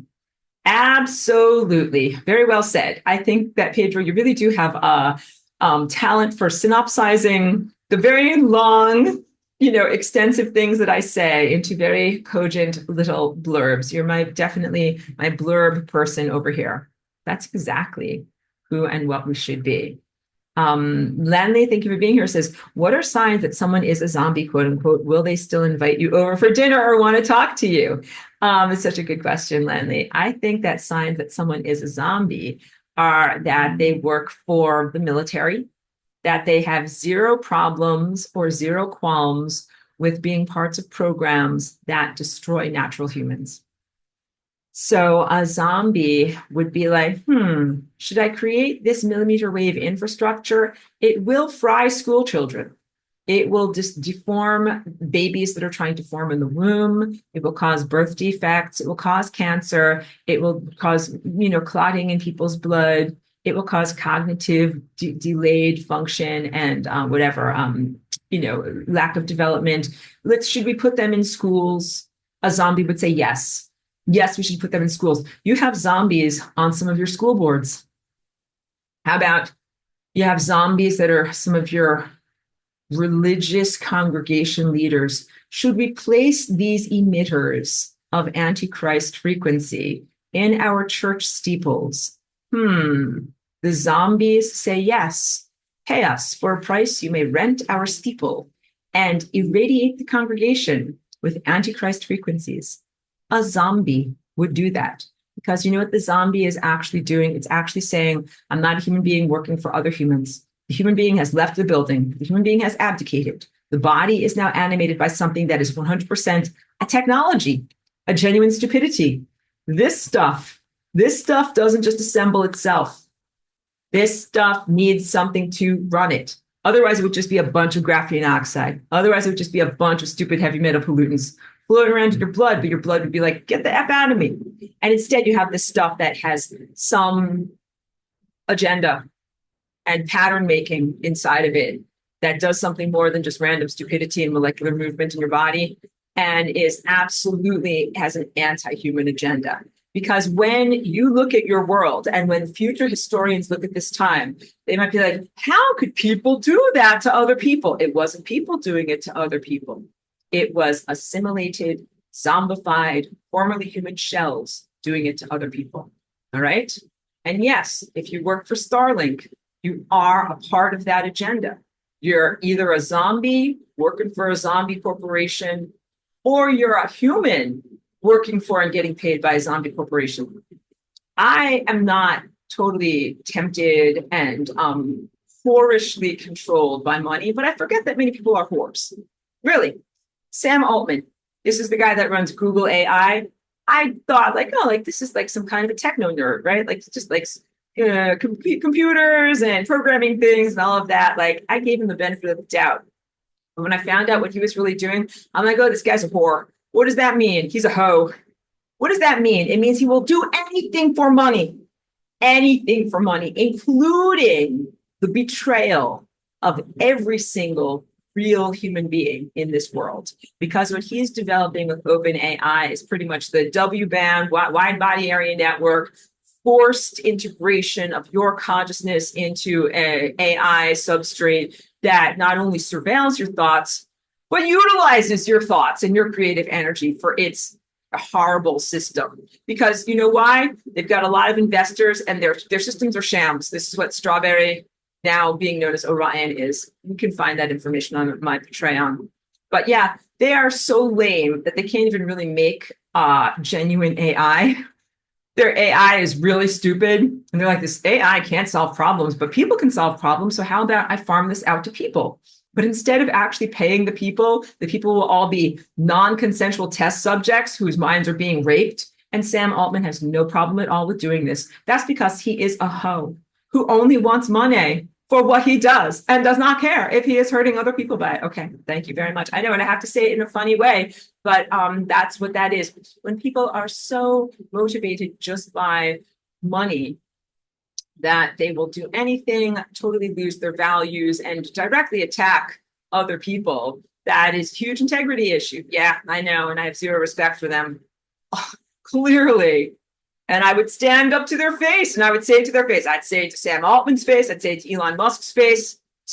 Any day, any day. Not that I think that I'm on their radar in any way whatsoever. No, they have, I'm sure, other people and bigger conversations than myself. But so maybe, Lanley, you're asking more from the question of, because I just mentioned the social caste system, like Elon Musk and Sam Altman are probably circulating with very, very wealthy people and would probably not be interacting with me or with any lowly peasant, right? They would be going to giant conferences, flying on private jets, talking with fancy people, not going over the house of a regular person, eating regular food. They would not do that. All right. So would they still invite you over for dinner or want to talk to you?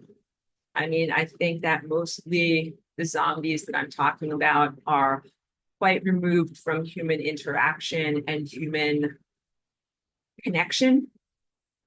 and mostly they are involved in the sustenance of their organizations. So mostly I think that they would do any socializing amidst their fellow zombie organization members. So that would be the members of, the intelligence agencies, the army, government bureaucracies. They would mostly circulate themselves. It's very unlikely that they would step out of their social circle in order to interact with someone who genuinely has a soul. And I can't even project or know what they would feel about us or how they would look at us. They would be like, I hate you, like you freedom loving person, you have a soul. Like I know that they condescend to us, but I don't know how they would speak to us or anything like that. And Len also says, what are your thoughts about RFK and Tulsi, who are supporting Trump right now? Are they all compromised with glamours and veils too? So I don't know Tulsi. I don't know enough about her.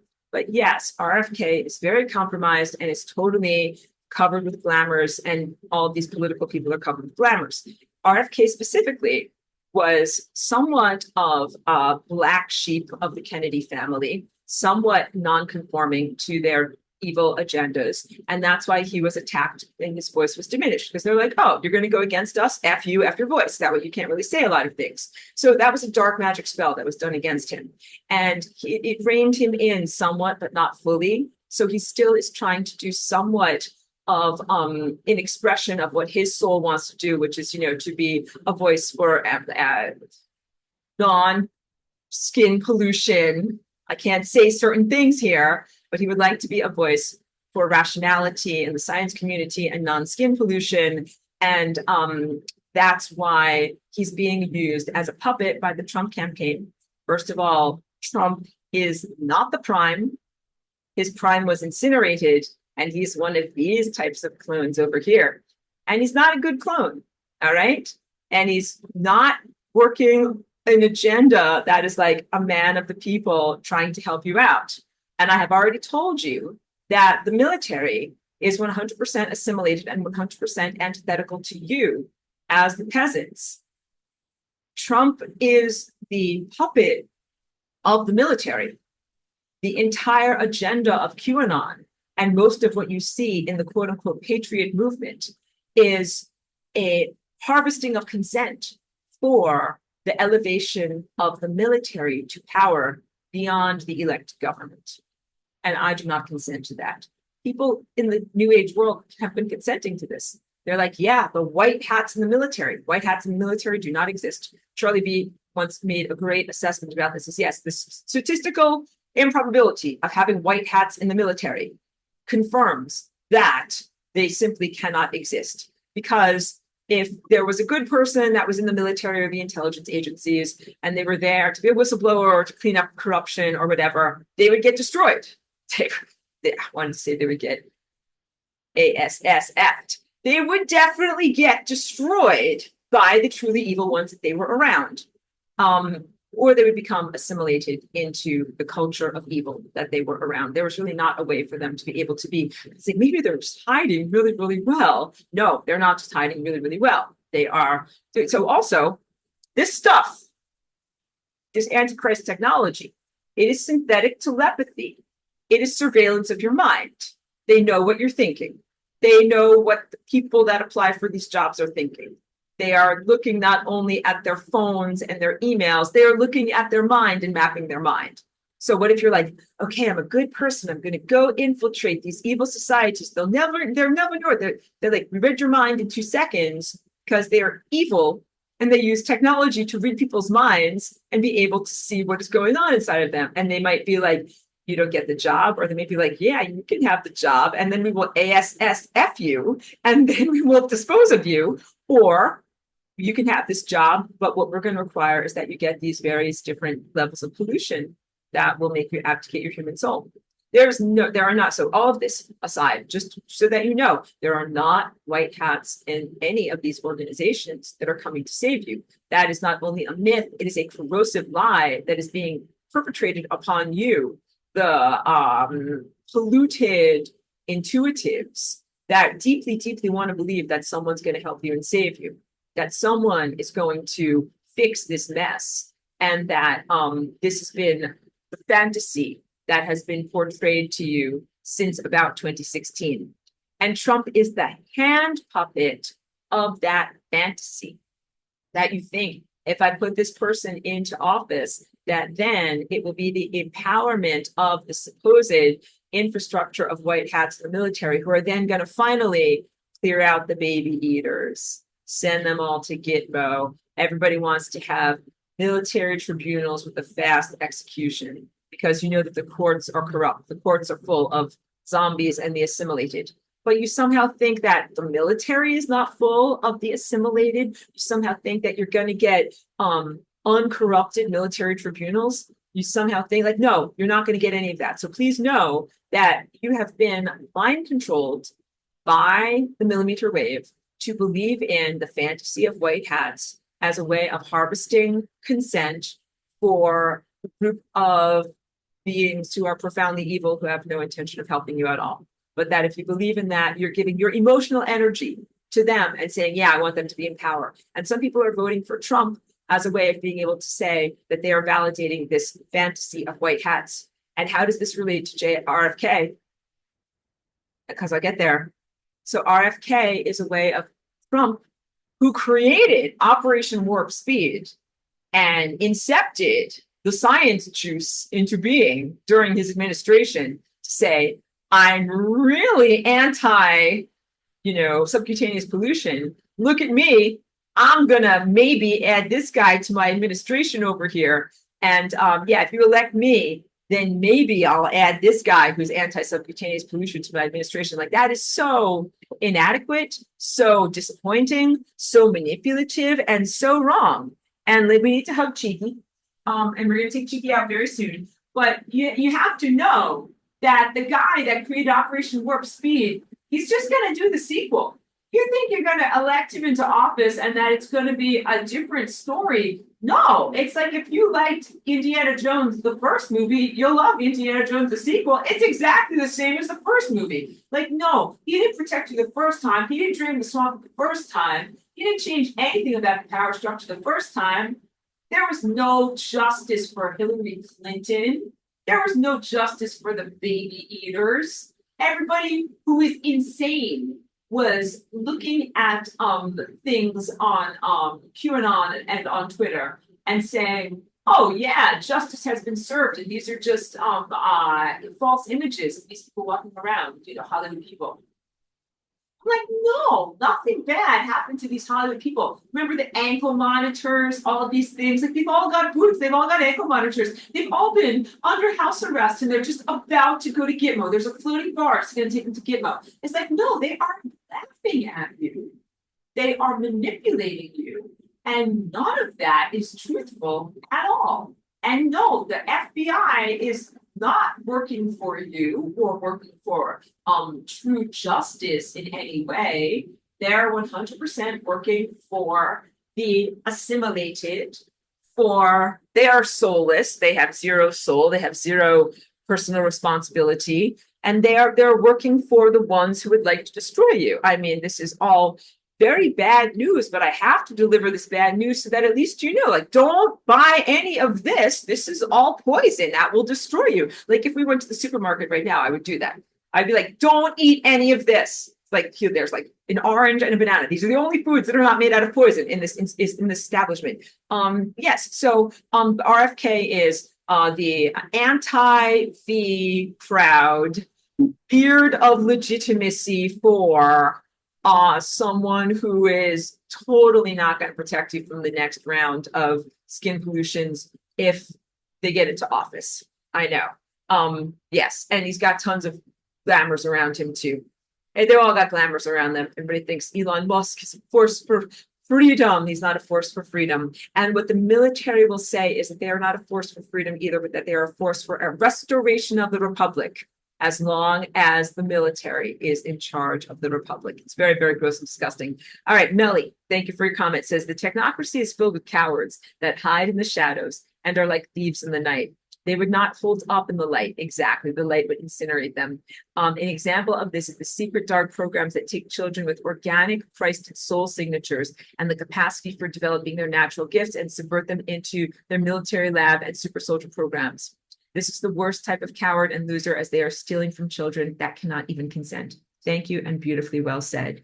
Beautifully well said. It's a horrific assault on Christ to take people who have natural psychic talents and natural gifts and try to distort them and make them grotesque monsters, and also to take away their free will through various different forms of manipulation and mind pollution. So trauma-based mind control is, and then to use them and weaponize them. Yeah, and I completely agree that they are horrific cowards. And there are cowards that are the direct perpetrators, that might directly work with people. But then there are cowards who are the administrators. They create these programs. And there are cowards who fund these programs. Like when you look into the work of Catherine Austin Fitts, and she talks about the Black programs and the unaccounted for huge amounts of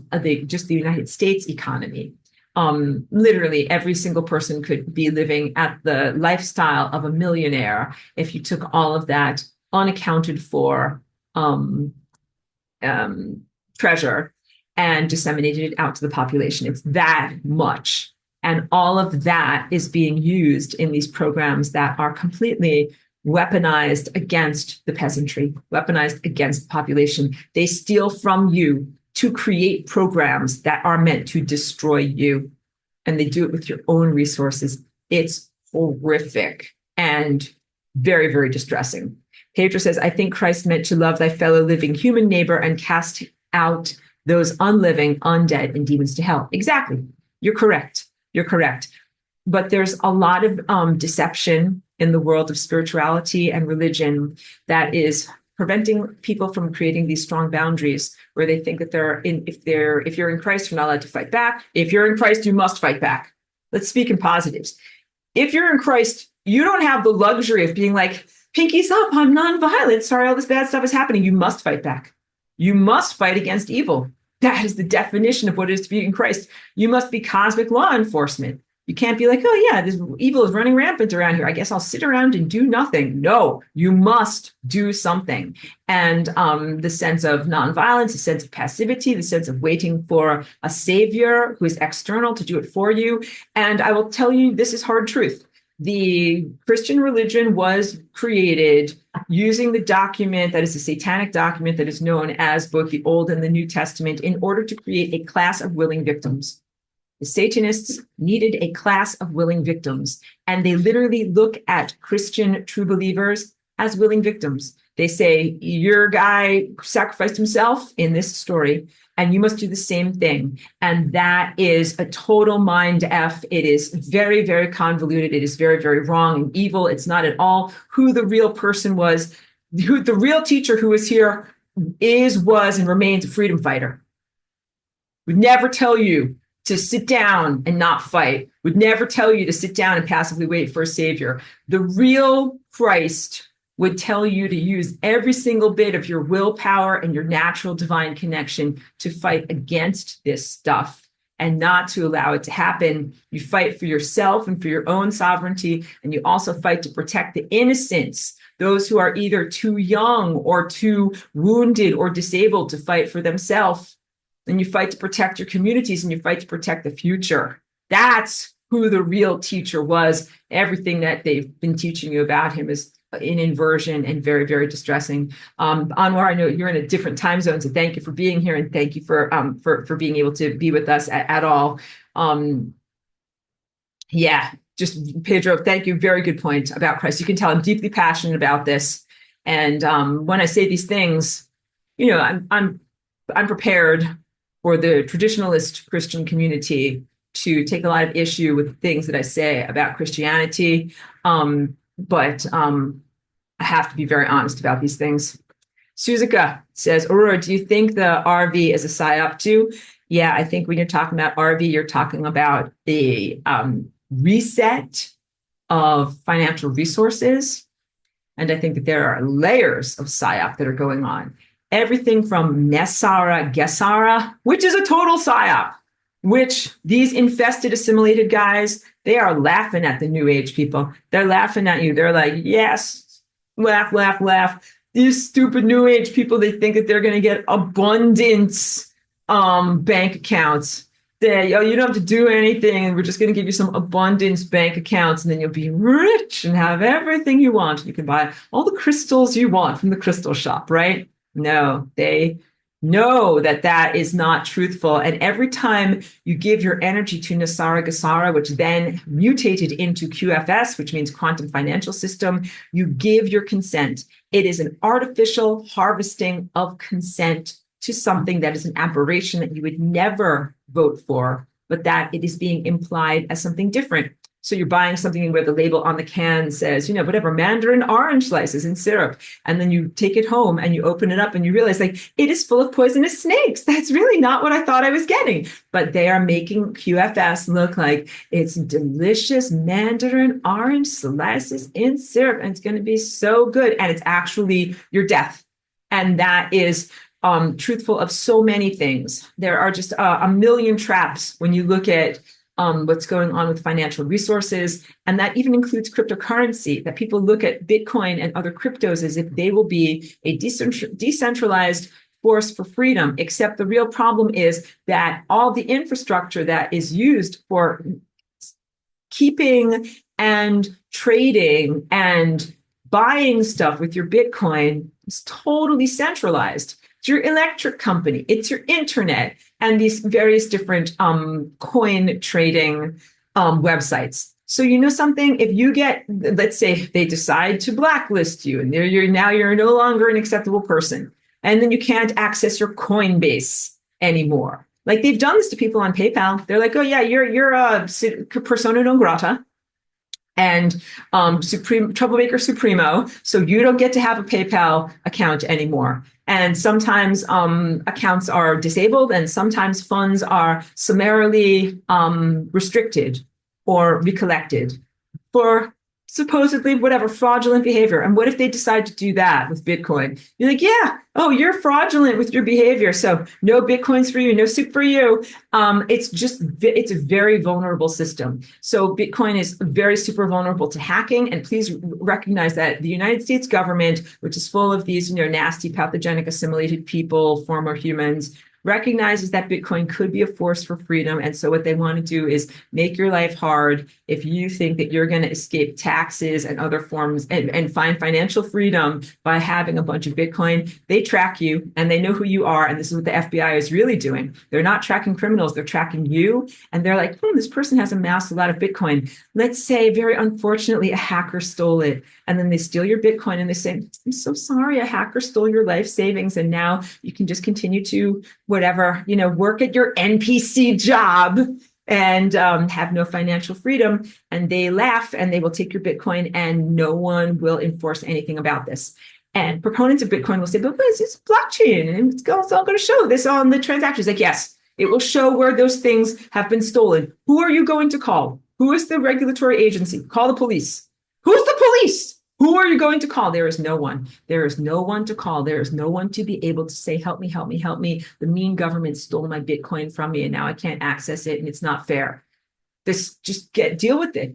That is, so these are very, very deep things because there's just not a lot of skepticism in the world of people who are spiritual seekers to know about how you need to avoid being exploited. And perhaps what I'm just totally unfiltered here, no filter. And I'm saying a lot of things that I'm sure are very inconvenient for people to be able to hear. I wanted this to be a message of like, moving forward into the next chapter at the end of class, I usually do like the FRL and beyond. And instead I'm telling you like, the government's assimilated, Bitcoin is not a force for freedom. Watch out for ASS, FRE, all these different things. It's like, this is not very good.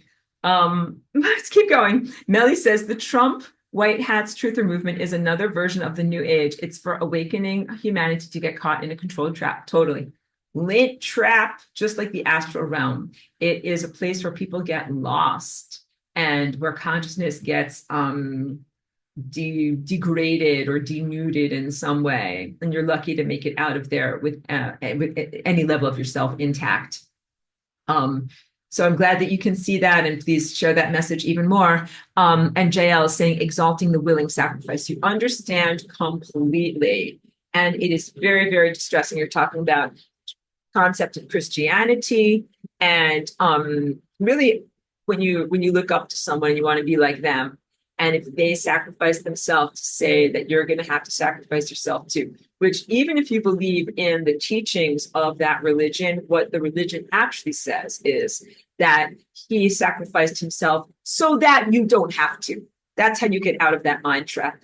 Anytime that these demonic forces try to say, sacrifice yourself, prove yourself that you're a good Christian, and then go to Christian heaven, you say, no, my Lord came and sacrificed himself so that I could have life, so that I wouldn't have to, so that my soul could move forward in an unimpeded way.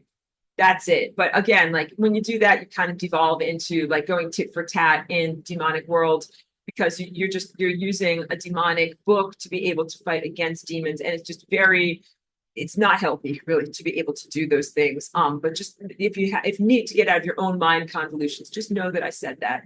Just remember that I said that.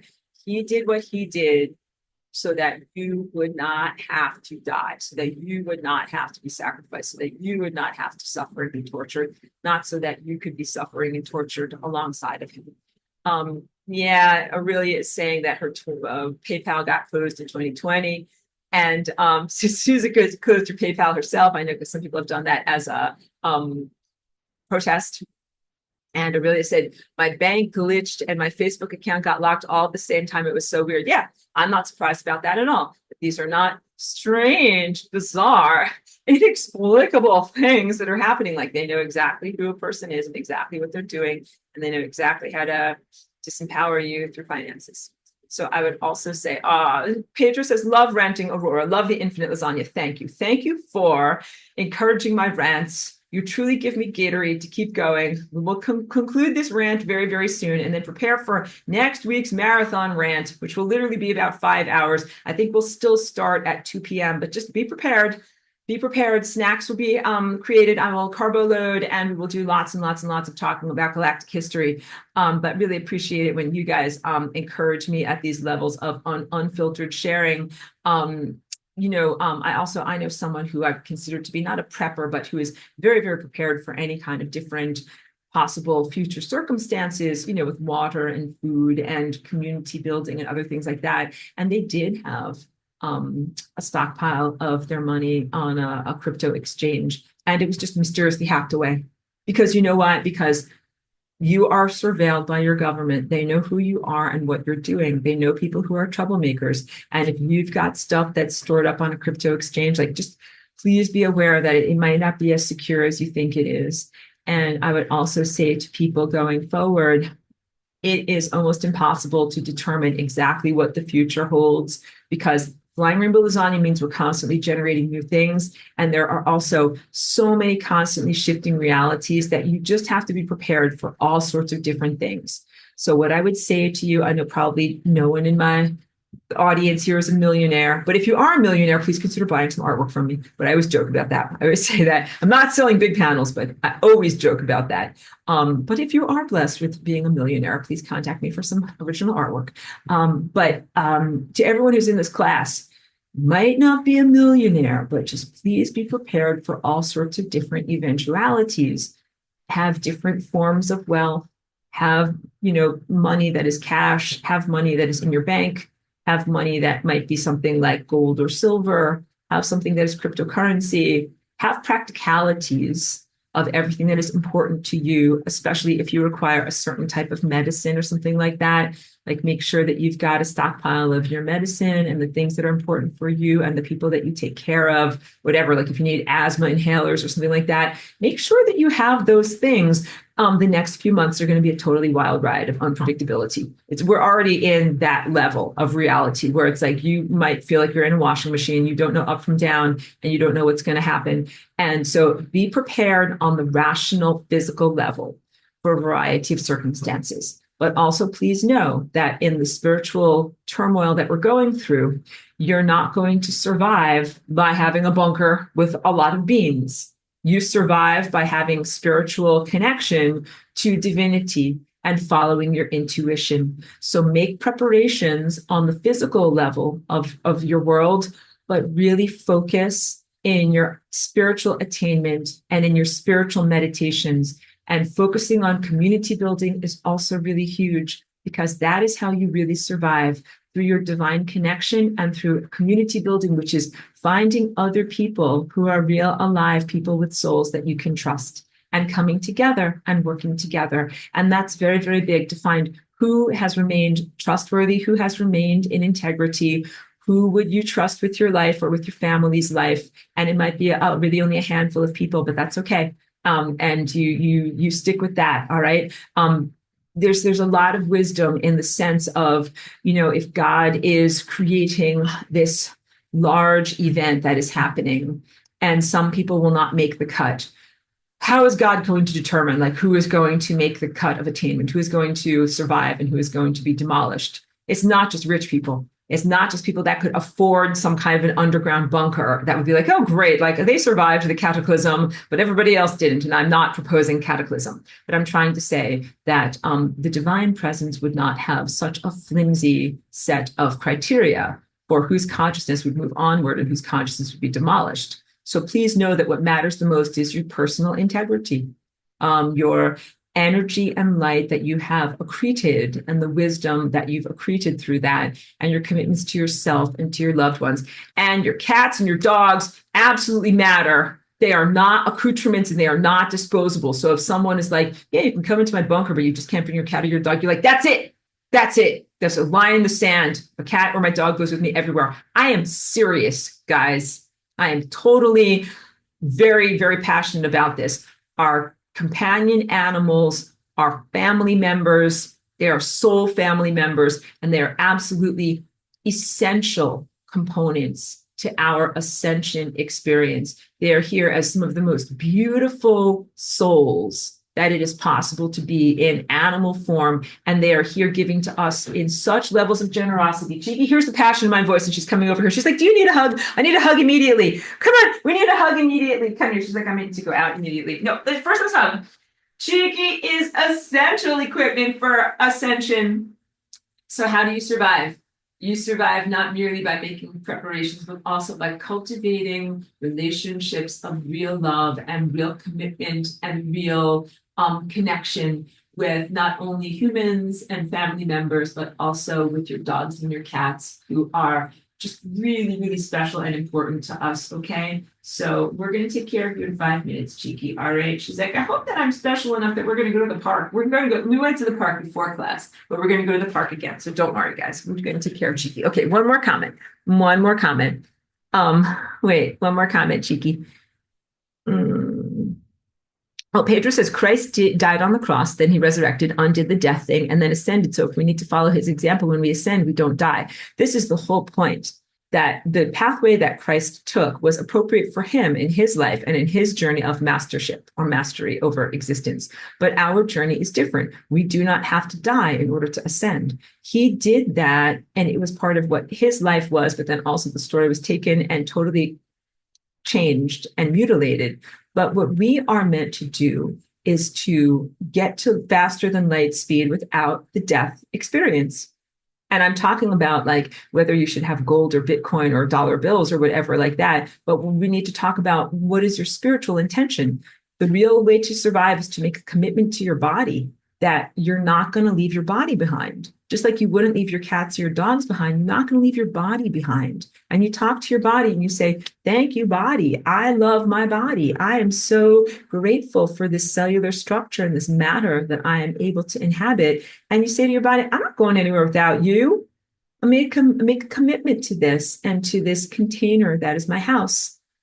And you're allowed to protect your body from inhabitors, soul stealers, and hijackers. And that is part of your sacred duty in having a body. You must maintain your boundaries and not allow anything to inhabit your body that's not you. And when these people made their choices to have an AI come inside of them, or some kind of transhumanism or whatever it is, devil, whatever it is, what they did was they betrayed what it is to be alive. And, to a lesser extent, people that chose to have the pollutions. I'm not judging you because I also know that there are people in this class that got the pollutions and that you have family members that got the pollutions. And then at a certain point, it's in the environment and we are all afflicted as if we got the pollutions, even when we didn't, because I didn't get any pollutions, but I think I have that stuff that I'm fighting against out of my body. So there's not a judgment of people that took that, but I'm trying to say there's a pathway back, but you just might have to effort really, really hard to be able to reclaim the sovereignty of your body and get that technology out of the body. But we're all working on that. So it doesn't mean that there's no pathway for you or you're kaput. It just means you might have an uphill battle and it might be very, very difficult. Aurelia says harmonic integrity. And Suzuka says, my dogs never get left out. These pics of them under the wool blanket I sent you were mine. Oh, yeah, definitely on Facebook because I shared a wonderful picture this morning. Princess Cheeky on a chilly morning. She gets up, she has her breakfast, and of course, relief outside, and then she gets right back into bed and she kind of like snuggles into a little snuggle cave in all the quilts and everything like that. So yeah, we love and adore our cats and dogs and try to give them just the best, safest environment that is the best for them and make a commitment to them no matter what. We're going to take care of them. We're sticking together. We're sticking together, kid. Don't worry. You and me. That's right. We're not going anywhere without each other. And Pedro says, Merkaba, all right to you all. Thank you so much, everyone. Thank you. Okay. So I'm going to take Cheeky out for some good exercise now. We are going to get ready. Millie says, thank you, Aurora and the group field for a beautiful class. You're very welcome. And thank you for connecting all of us. Thank you for those who find the archive. Thank you for your continued commitment and your excellence as souls and going through some very difficult things. Thank you, Suzuka. And so next week, class will be on at our usual time, 2 p.m. It will literally be like a 5-hour-long presentation with body breaks, for your body fluids in between, all about galactic history. And, I've done this presentation many times, and I will continue to share what I know from years past and also anything new that I can share with you that is empowering and speak about it as effectively as I can without mentioning too many unmentionables on this platform that they might not enjoy. Yes, beautiful. Thank you so much, everyone. Okay, so get ready for Galactic History next week. And then also, I'll start the sign-up process for Path of Light. I'm very excited to be able to talk about that because we won't have to mention any unmentionables for a couple of weeks. We'll just live in a fantasy world of pure light. It'll be fantastic, okay? I think it'll be a wonderful respite from the things that I'm always having to talk about here. Okay. Aurelia says, yay. Yay. I also say yay. Okay. Thank you so much, everyone. Positive, peaceful blessings to all of you. Thank you for being in my class. Profound love and gratitude. Thank you.